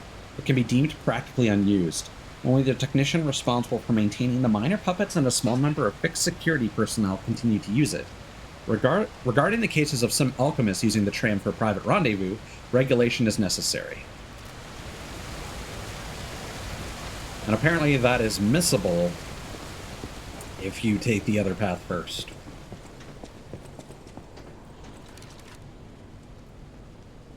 Not that this is significant or necessary for anything, but...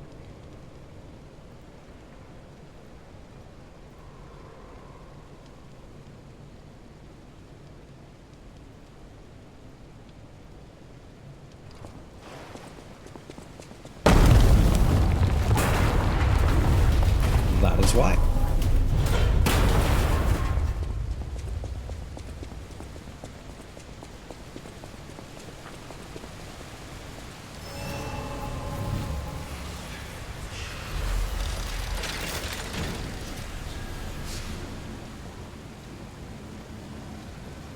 Yeah, so I'm wondering if there was another civilization that was worshipping crowd or whatever.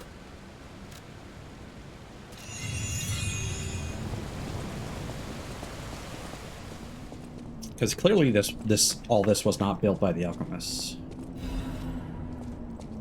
Rulebook for the Ruins' Deepest Site, 8th edition. This rulebook was written to allow seamless research and to ensure the safety of Order members. All members of the Order are strongly recommended to abide by the rules stated herein. Any violation of these rules may result in disciplinary action as deemed necessary by the Council. 1. Only those granted authority may access the ruin's deepest site. 2. Leaking information regarding the excavation gathering is strictly prohibited. Those who violate this rule will be punished severely. 3. Entering the altar with 3 or fewer Baptists is prohibited. Experiments on the subject must be taken under multiple supervisors. 4. Entering the altar while in possession of high quantities of ergo is prohibited. Doing so may agitate the subject and lead to unstable events. Crowd. 5. Those who attempt to unseal the altar without authorization will be punished severely. Awaken, evolve, ascend. The door shall open to those who seek the truth. Okay.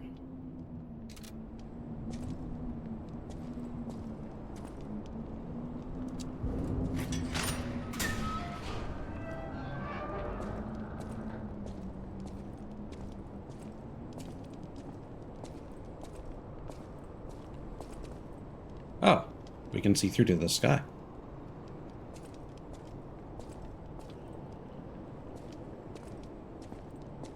Huh. I feel like that's similar to the weapons one of the recent, like, puppet mini-bosses we fought was using. It used, like, 2 of those circular... I called them, like, people catchers. And then there's this. Hold on.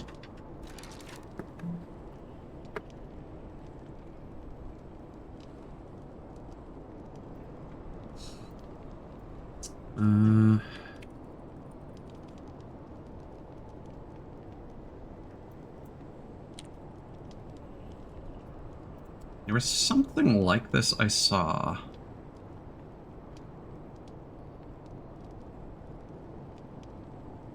When I was looking into Simon Magus.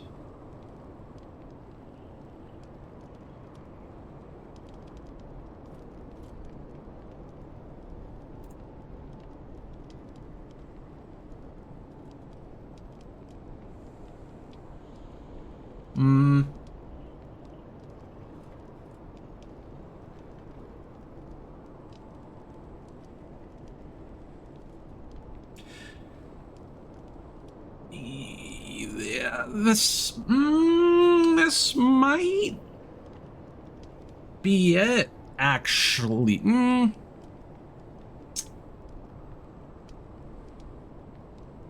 So, yeah, Simon Magus was the founder of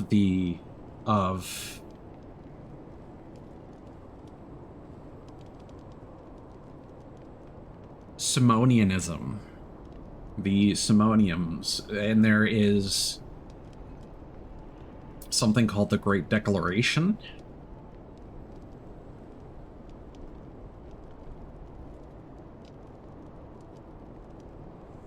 Yeah, the diagram of the Simonian anology and aeonology, and fire as the top, the universal principle,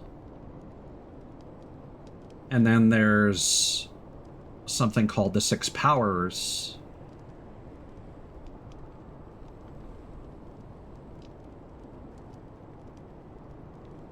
Huh. That could be what this is referencing, maybe.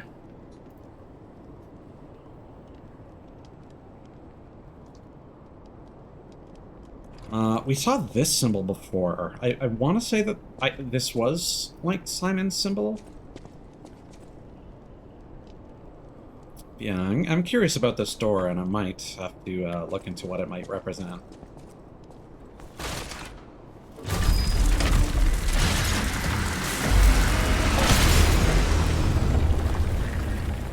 Yeah, okay. Yeah.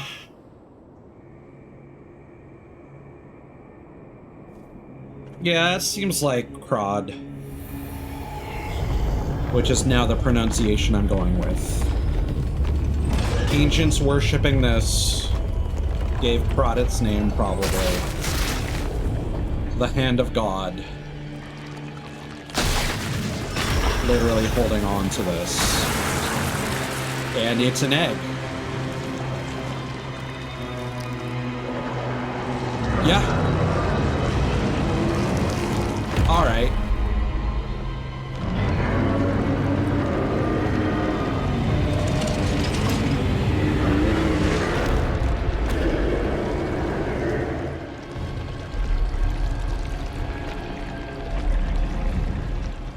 Alter Ergo.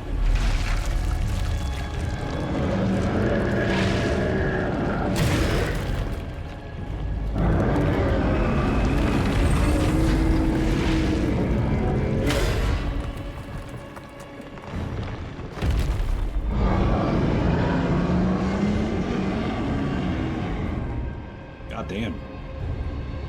Seems like one of the biggest. Anguished Guardian of the Roads. Oh, it's a nail clipper fight. Definitely feels like a run back to,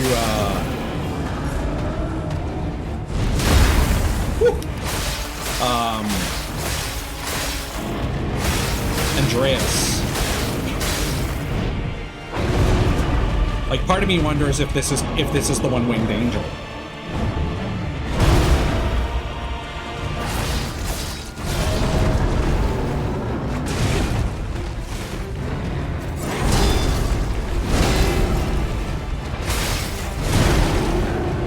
It's using the same moves.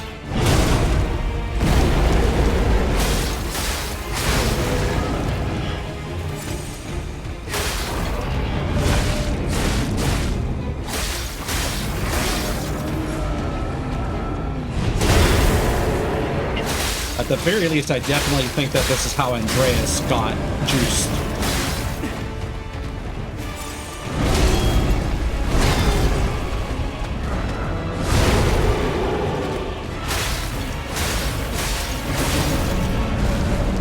And having extra limbs seems to be a recurring theme here.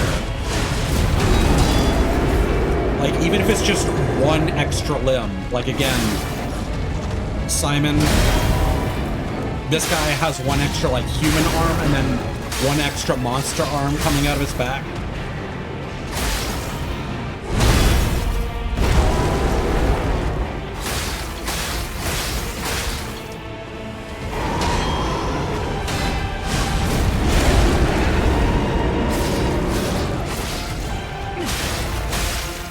Yeah, phase 2, huh?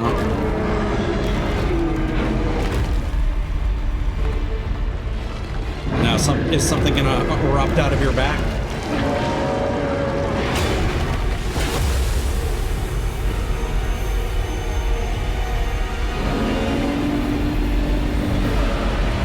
Oh, yeah. At the very least, you're a messenger.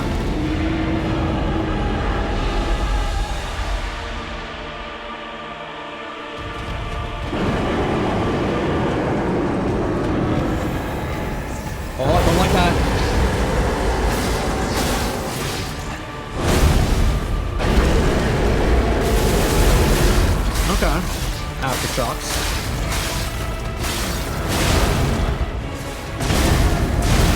Damn it. See, I was about to say, like, again, the large boss fights in this one seem to be, in this game tend to be the easiest, because I made it to that phase with 6 heals, but I think I got cocky, and I should have healed at that point.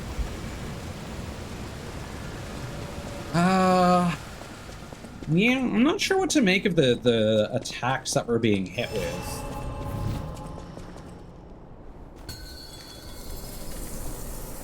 Because Pierce is an easy one to think of, but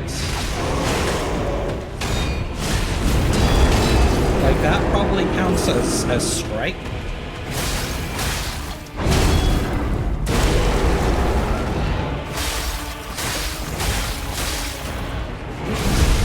I think it's interesting that the horn has the slowing effects to it. Too early.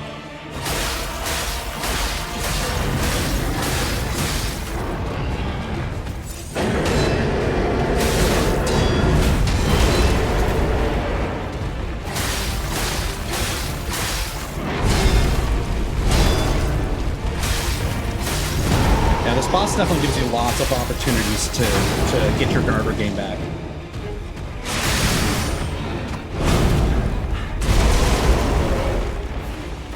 Oh, I was holding L1, so I accidentally...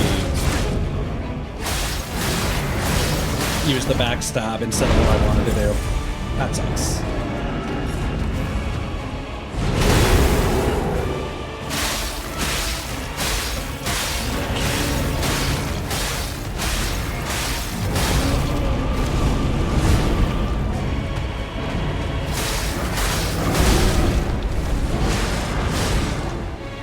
Yeah, this isn't like an amazing design or anything, but it is still very cool.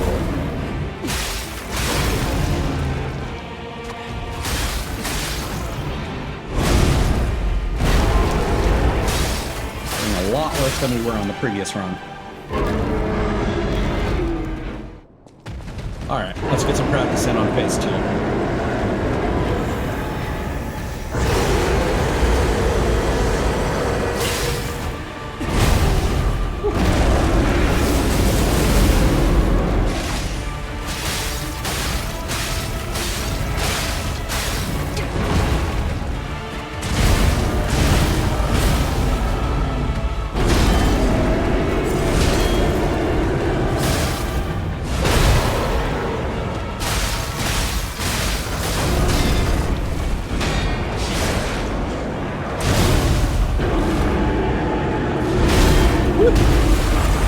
Like that.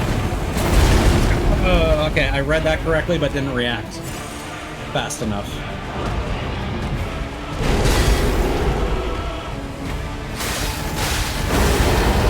Okay.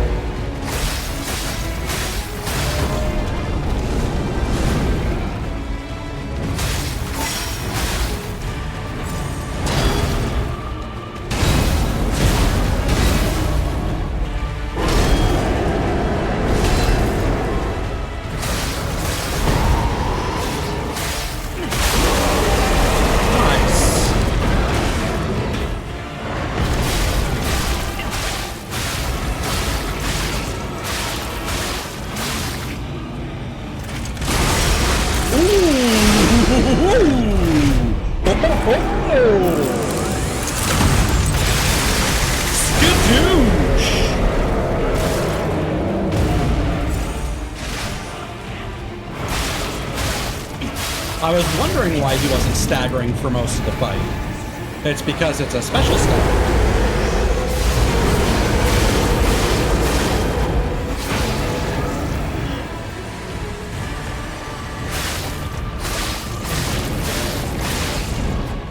Like, I was about to wonder, like, were there any other bosses that I could have done that with? Yeah. But I think the answer is no, because there weren't any other bosses that had, like, a unique stagger condition like that. Yeah. So the thing about regaining your pulse cells is that every time you regain one, it takes more to get your next one, so that's why it took so long. And the difference is quite severe. Every time you regain one, the next one requires exponentially more damage to be dealt. Yeah, this is a pretty sick boss fight. Again, I've said before, I don't mind them throwing in boss fights that are, like, much easier than their alternatives, as long as thematically there's something really interesting happening. And again, while this is not like a mind-blowing design or whatever, there's some cool shit happening here.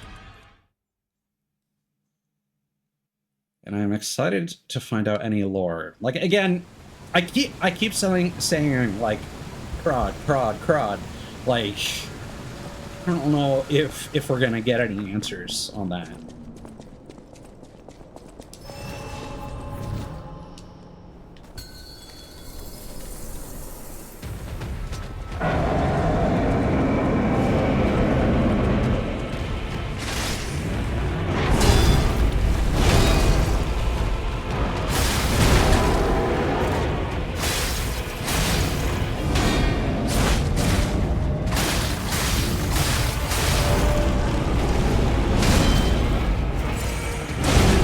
Damn it.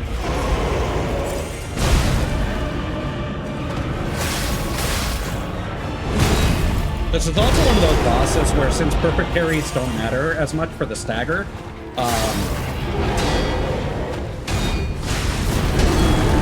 it almost makes more sense to just focus on regular guards and getting your guard game back.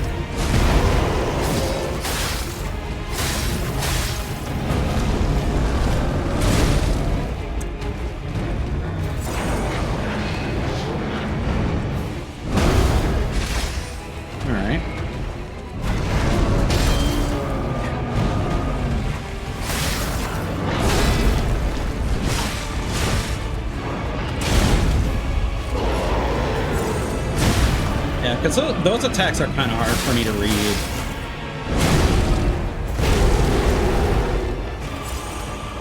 Because they come very swiftly. I almost feel like the second phase of this fight is easier.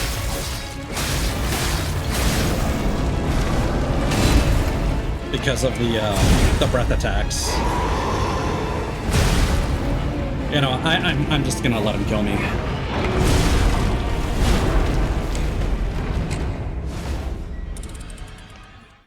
I did too poorly on that first phase.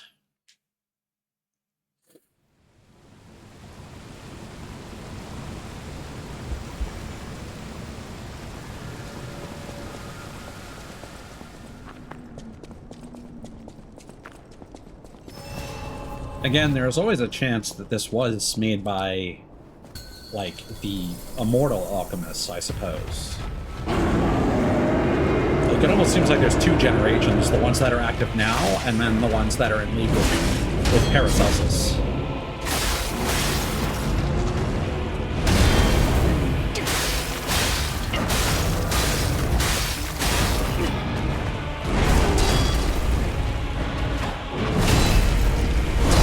Because I don't get the impression that, like, any of the people that we're dealing with in this game are actually, like, directly working with Paracelsus.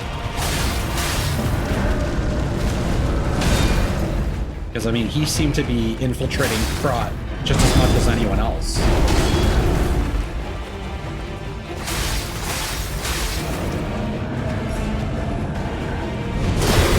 And if anything, considering he referred to it as the Krot experiment, it's very likely that he has basically manipulated the alchemists with information to make them experiment with Ergo.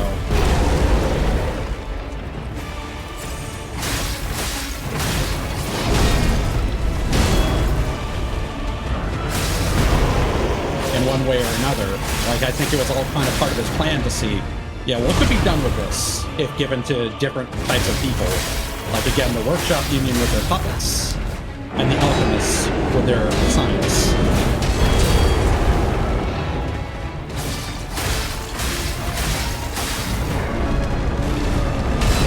And it turns out in the end, despite access to the arm of God, the alchemists never achieved immortality. However, the workshop union technically did.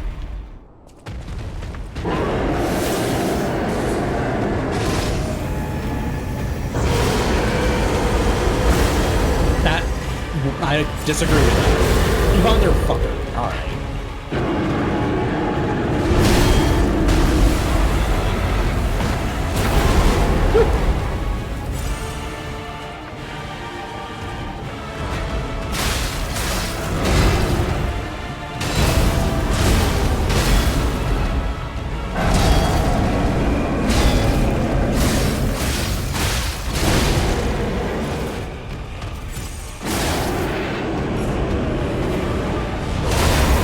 Apparently, the rising dodge was a point of contention when the game first launched.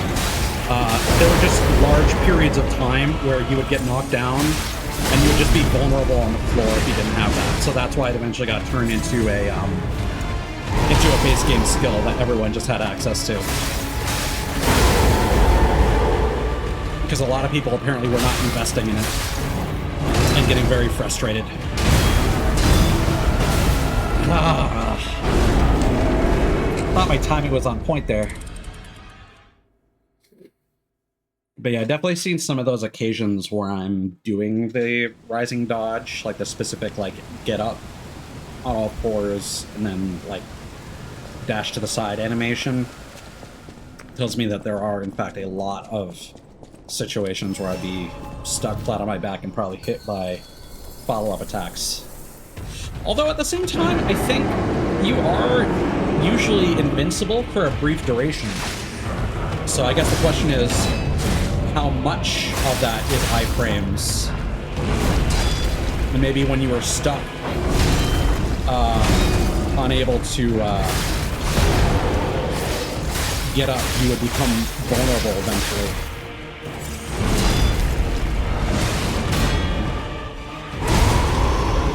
I knew that was coming. Not a great start.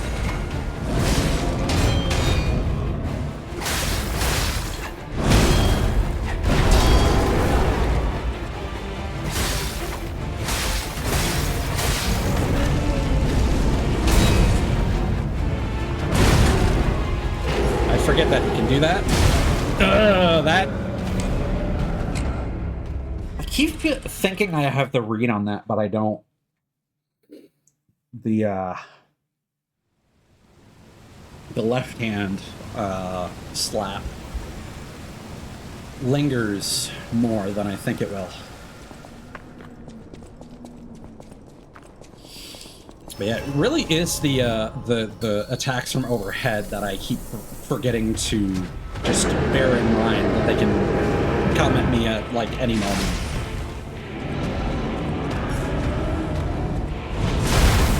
Too early.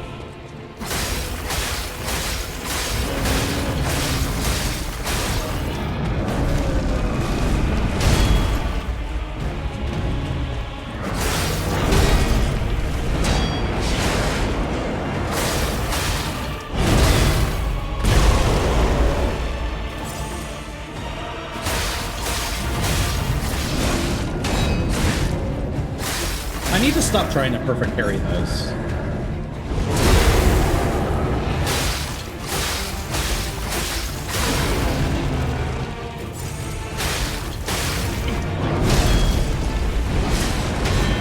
Because every time, I'm getting hit by one of the backhands.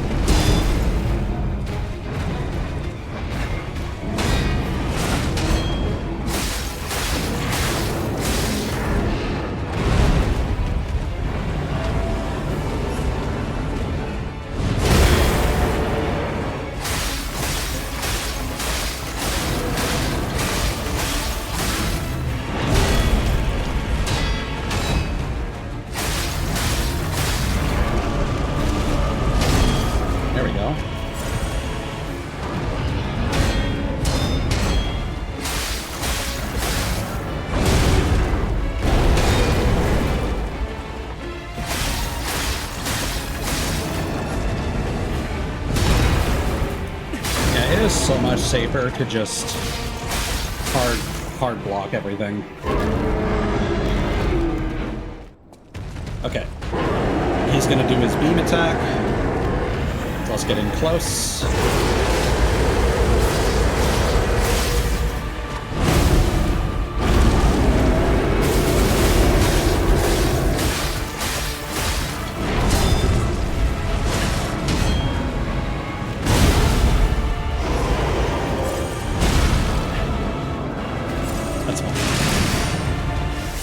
An accident.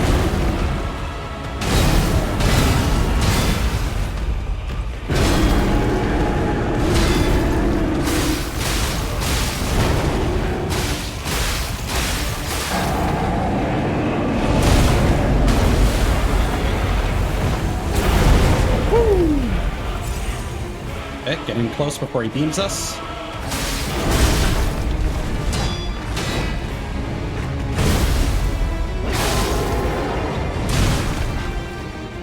Honestly, this phase might be better to focus on the left hand.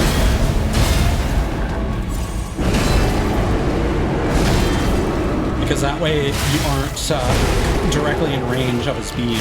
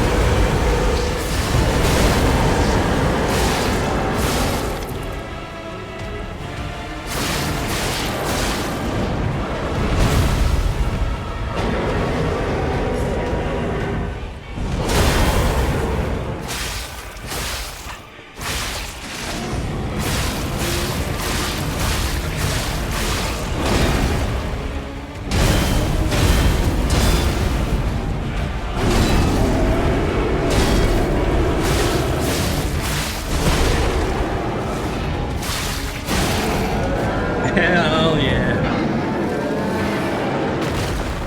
Give me some good lore, Papa.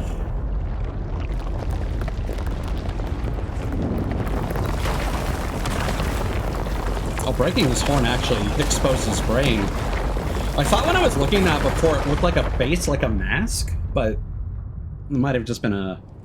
Oh, we didn't get to look at the gross corpse. That sucks. Tortured Guardians, ergo. Okay. Alright. Give me some good lore, please. There was once a warrior who swore an oath to perpetually slumber, so long as his people were protected from immortality. From immortality. But the vilest of secrets awakened him and transformed him into a living nightmare. Huh. Interesting.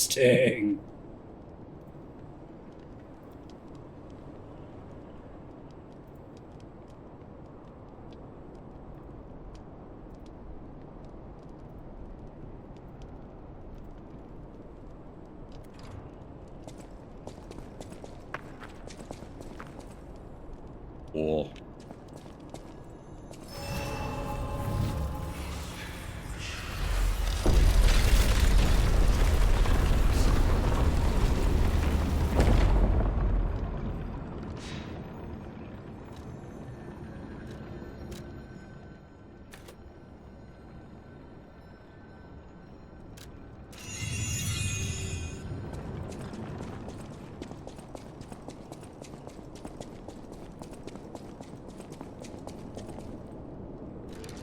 I'm actually kind of curious how close my... Here, hold on. Starting classes, why is the P?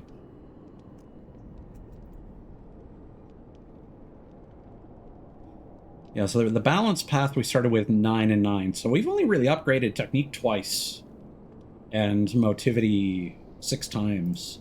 So we are very close to base stats for attack, and that's not been a problem.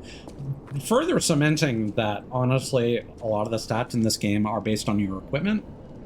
And so if you want to get decent rolls, dodge rolls, while having the best armor, capacity is probably the best stat to invest in. And I somehow made the right choice. And furthermore, cementing that this is more of a traditional action game than a Souls-like typically would be. Forbidden Book, The Wish Granter. Damaged book with a handwritten warning label. Be warned, this heretical text is designated false scripture. Unauthorized possession will be punished. And so, blank appeared in a vision, the saint described as follows.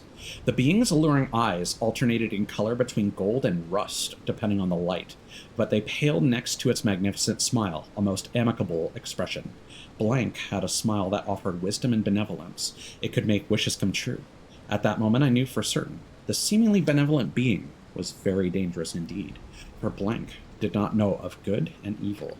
Blank appears to bear humanity only goodwill. Also reflects the desires of those around it, striving to make them happy. But this being is only a mirror. It cannot comprehend the moral compass of good and evil. And those who ask for their wishes to be granted will, in the end, see the results they've wrought. A hell built from brick after brick of good intentions. As my last wish, I asked Blank to return underground. In this way, the world will remember only its supreme benevolence. Benevolence. Blah, blah, blah. So it came from underground, not from the sky? Huh. I need to go and read this again. Nope. 2. Pretended to be human and then became one. Like a mirror. Yeah.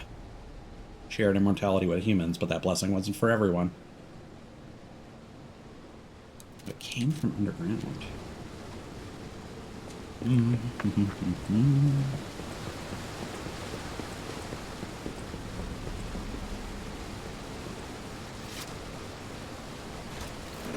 So I'm still thinking that it was a meteor,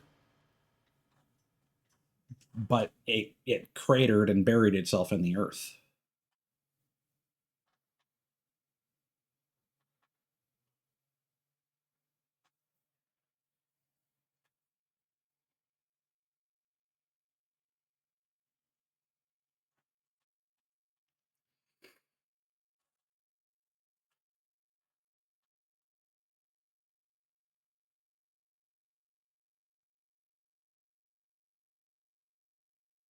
Oh, is the wandering merchant just one guy? Huh.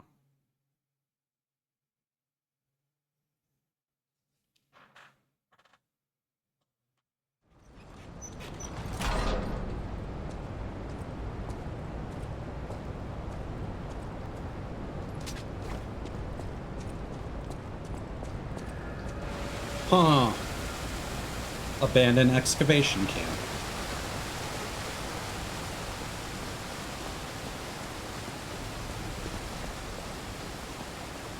Oh! It's an aurora.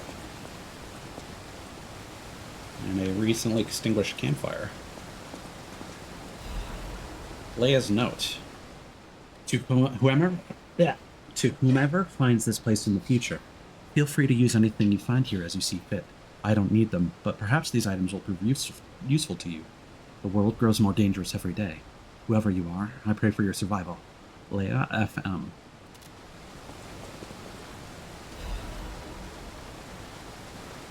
Okay. A request to a friend.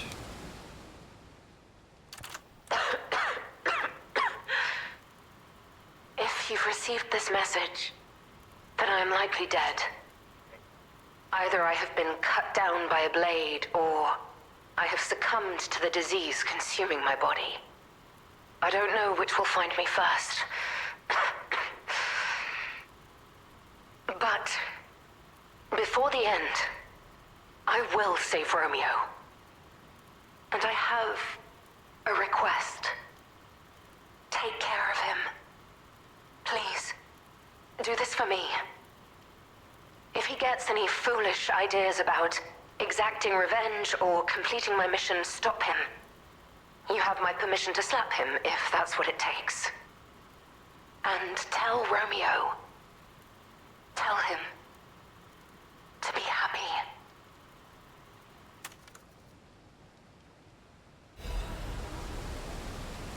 Aha! I like Kino's invitation. To my dearest and most esteemed stalker, I wish I could personally see your face this very moment. How do you like my masterpiece? I poured my very soul into it with all my heart. Just looking at it, moving slowly at the bottom of the screen. I trust there is no need for formal introductions. Of course not. For it is I, your dear Latino. Okay, it is Kino. You took many things from me. Arms, legs, a sunny outlook on life. And then you drove nine blades through me. All on your own. So, I have only you to thank, yes? I am grateful.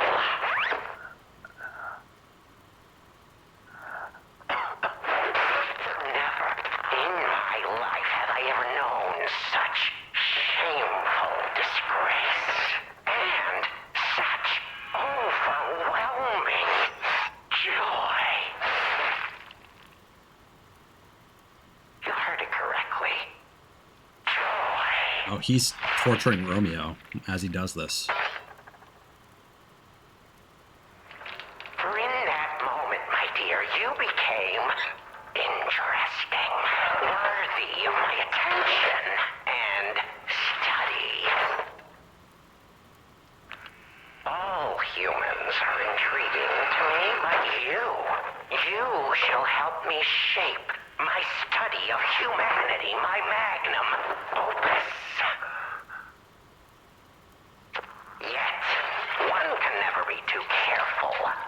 So, you must be assessed. Starting now.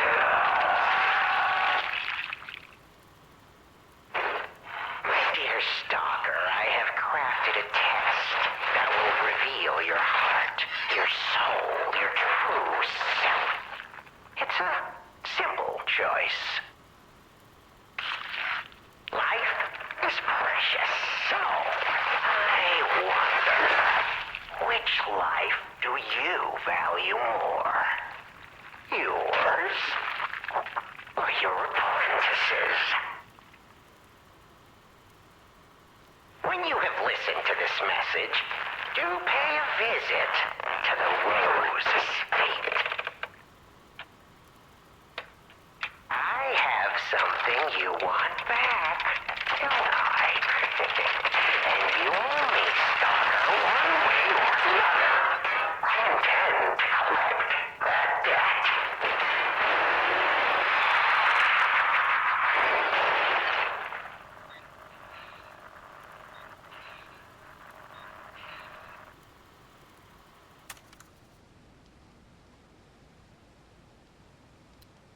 Don't like it. Those were not great sounds.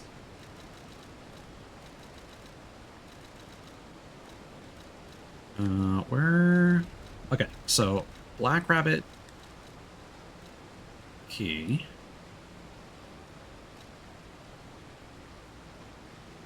Okay.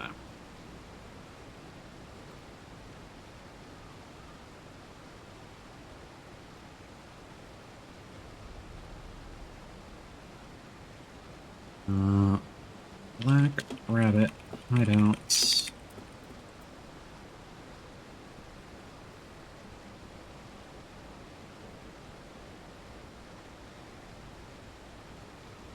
Okay, no. It's ahead of us.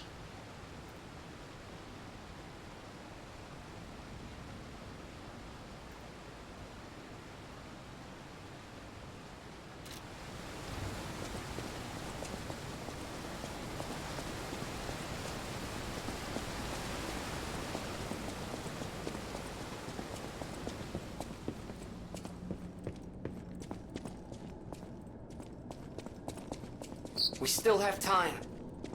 Leia must be headed to the Rose Estate. Do we? If we can save Leia and Romeo, I think this is our shot at changing things. Sea Cliffs. Oh, I'm excited for this area. Right. I think it would be best to pause things for now.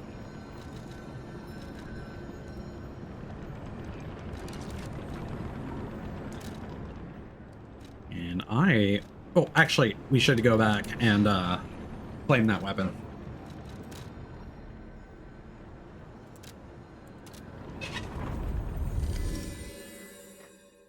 And we shall be on to the second last chapter of Lies of P. Overture when next we play. Which, honestly, might just be tomorrow. Or, well, later today, I guess.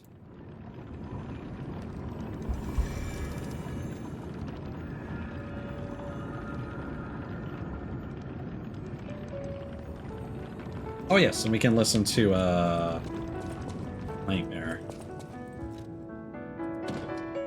Pour one out for Alexander Goodman.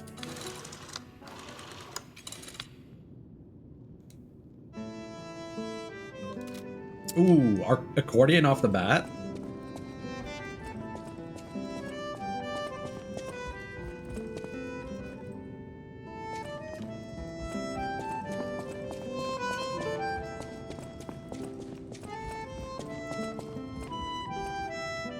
Well met, Master Storm. Hail Knight. The weapon of the Stalker Falcon, also known as the Noble Knight. The barrel forged along the great sword's blade can channel ergo bullets. May I stand at the front lines, protecting all from near and afar. Even when facing the great nightmare of the ruins, the knight's oath did not change. So this is just the gunblade from Final Fantasy VIII. Nightmare's amulet. A being twisted by torture can see through the pain of others. The nightmare, having lost its ancient oath, despises the living and waits for the moment they suffer.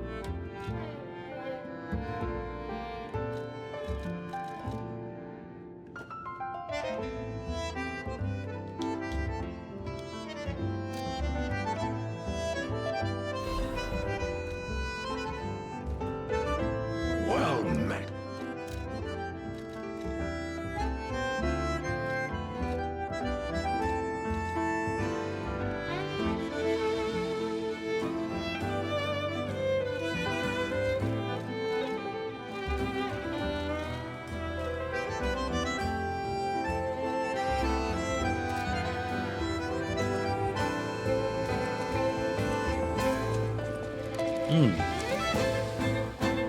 Oh yeah.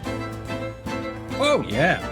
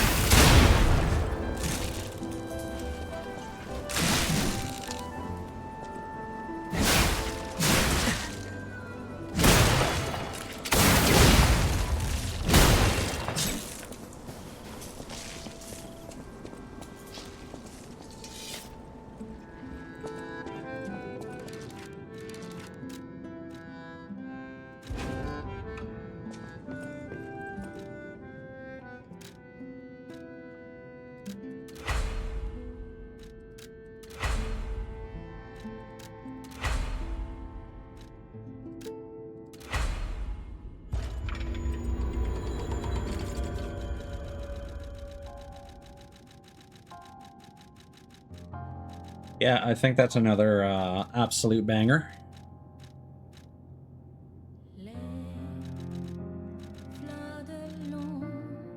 Yeah, some of the best special weapons definitely come from the DLC.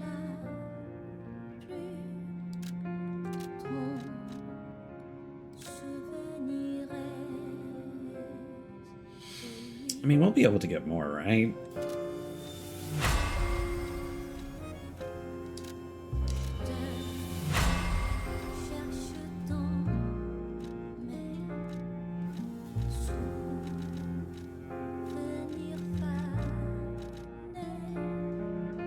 Yeah, Puppet Ripper would be a good one to upgrade.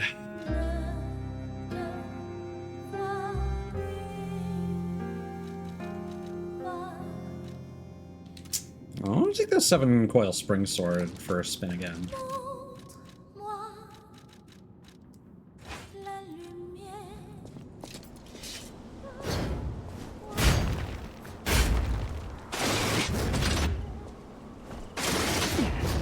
Okay, so it just kind of, I see. So the blades come out during heavy attacks, during charged heavies.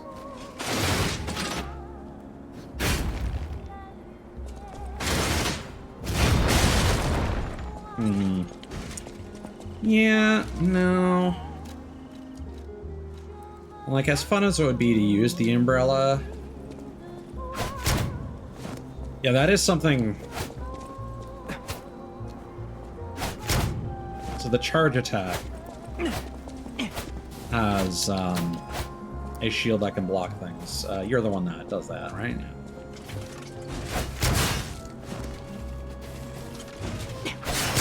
But I feel like the timing on that is a little hard.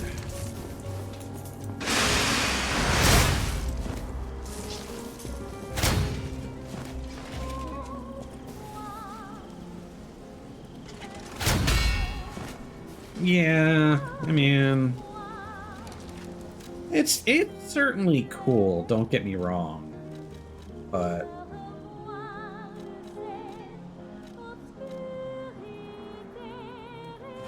honestly, we never really gave Frozen Feast a good look. Oh man, is that slow. Oh. It completely transforms.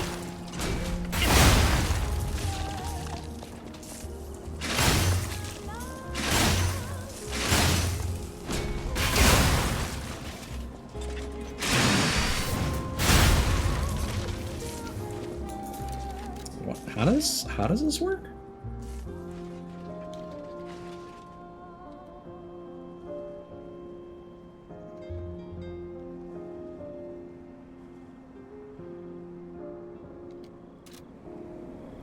We might not be getting the biggest benefit out of this.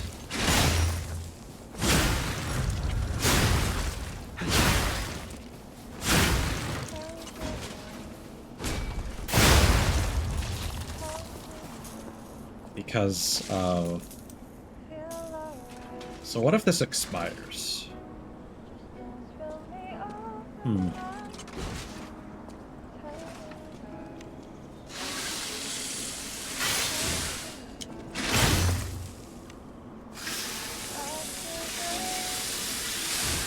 feel like there's something I'm missing about this weapon. I'm not really impressed by it. It's like part of me wants to use this just because of the umbrella swag, but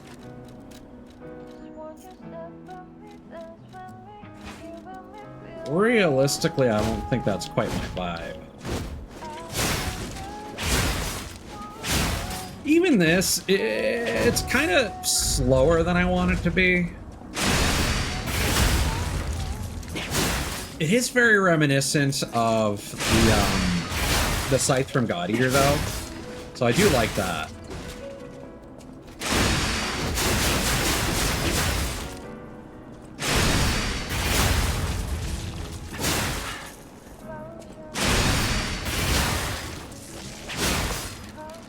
I'm just trying to see if there are any follow-up attacks to that. No. No, it doesn't seem like it.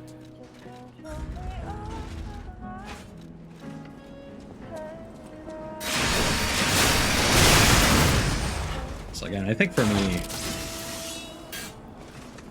that still has...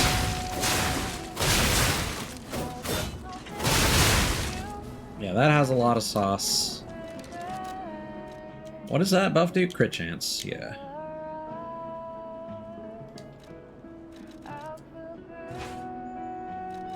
Yeah, so I feel like of the base game weapons, that one did make the most sense for me personally to upgrade. Either that or etiquette. But realistically, I don't think I would have used it.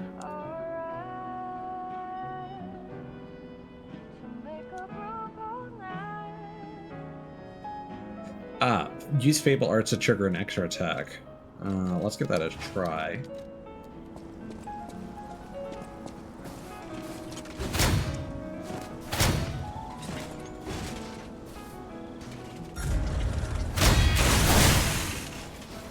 Yeah. Does that actually use all four?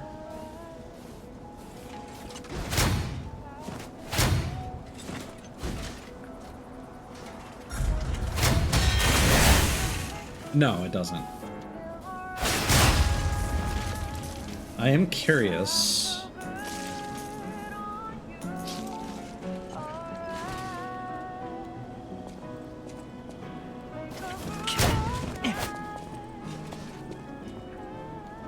If I were to block...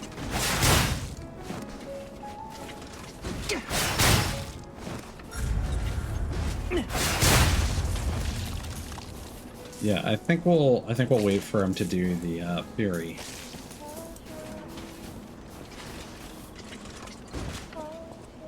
So does he keep doing that? No.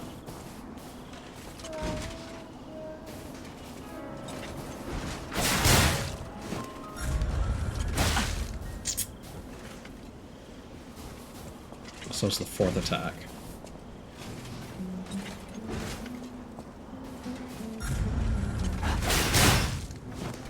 Okay,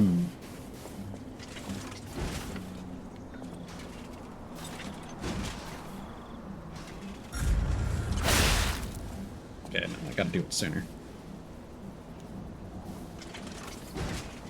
Yeah, so third attack as long as you don't let him reset by standing far enough away. No, no, he punches through that.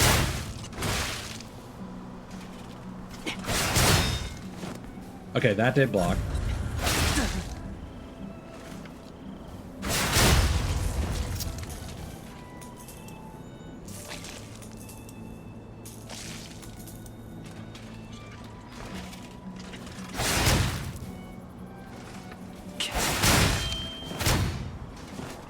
No.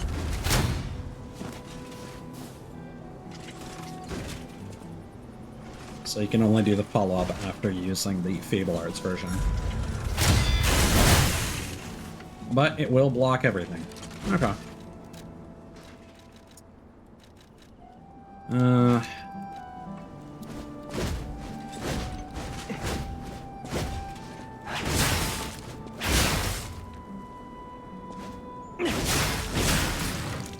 Yeah, I mean, that's definitely a good heavy weapon if I were to use something like that. And this is a decent, like, mid weapon, I feel. Let's wait for our stamina to come back.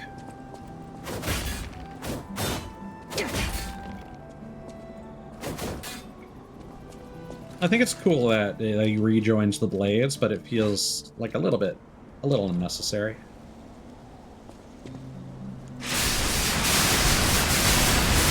God damn. What does that buff do? All weapon attacks are enhanced.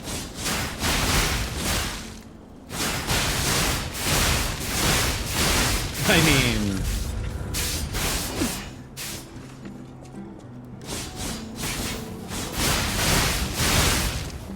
they even extend. It's crazy. Cool.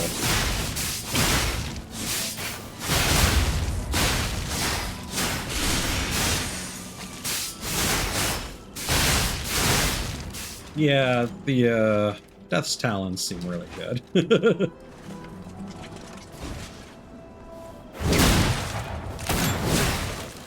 Yeah, that has so much sauce. That is just straight out of Devil May Cry.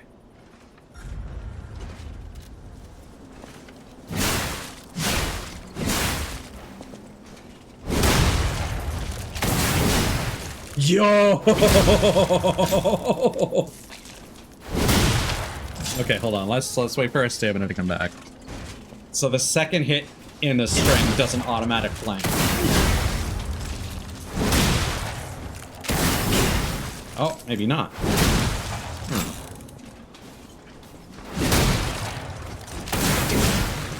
I don't know why that happened that one time.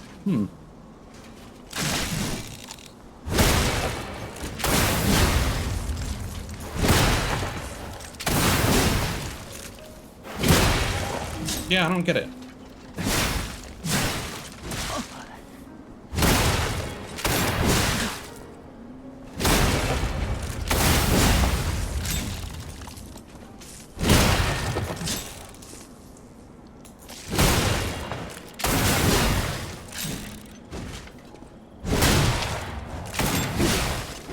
It's really cool, though.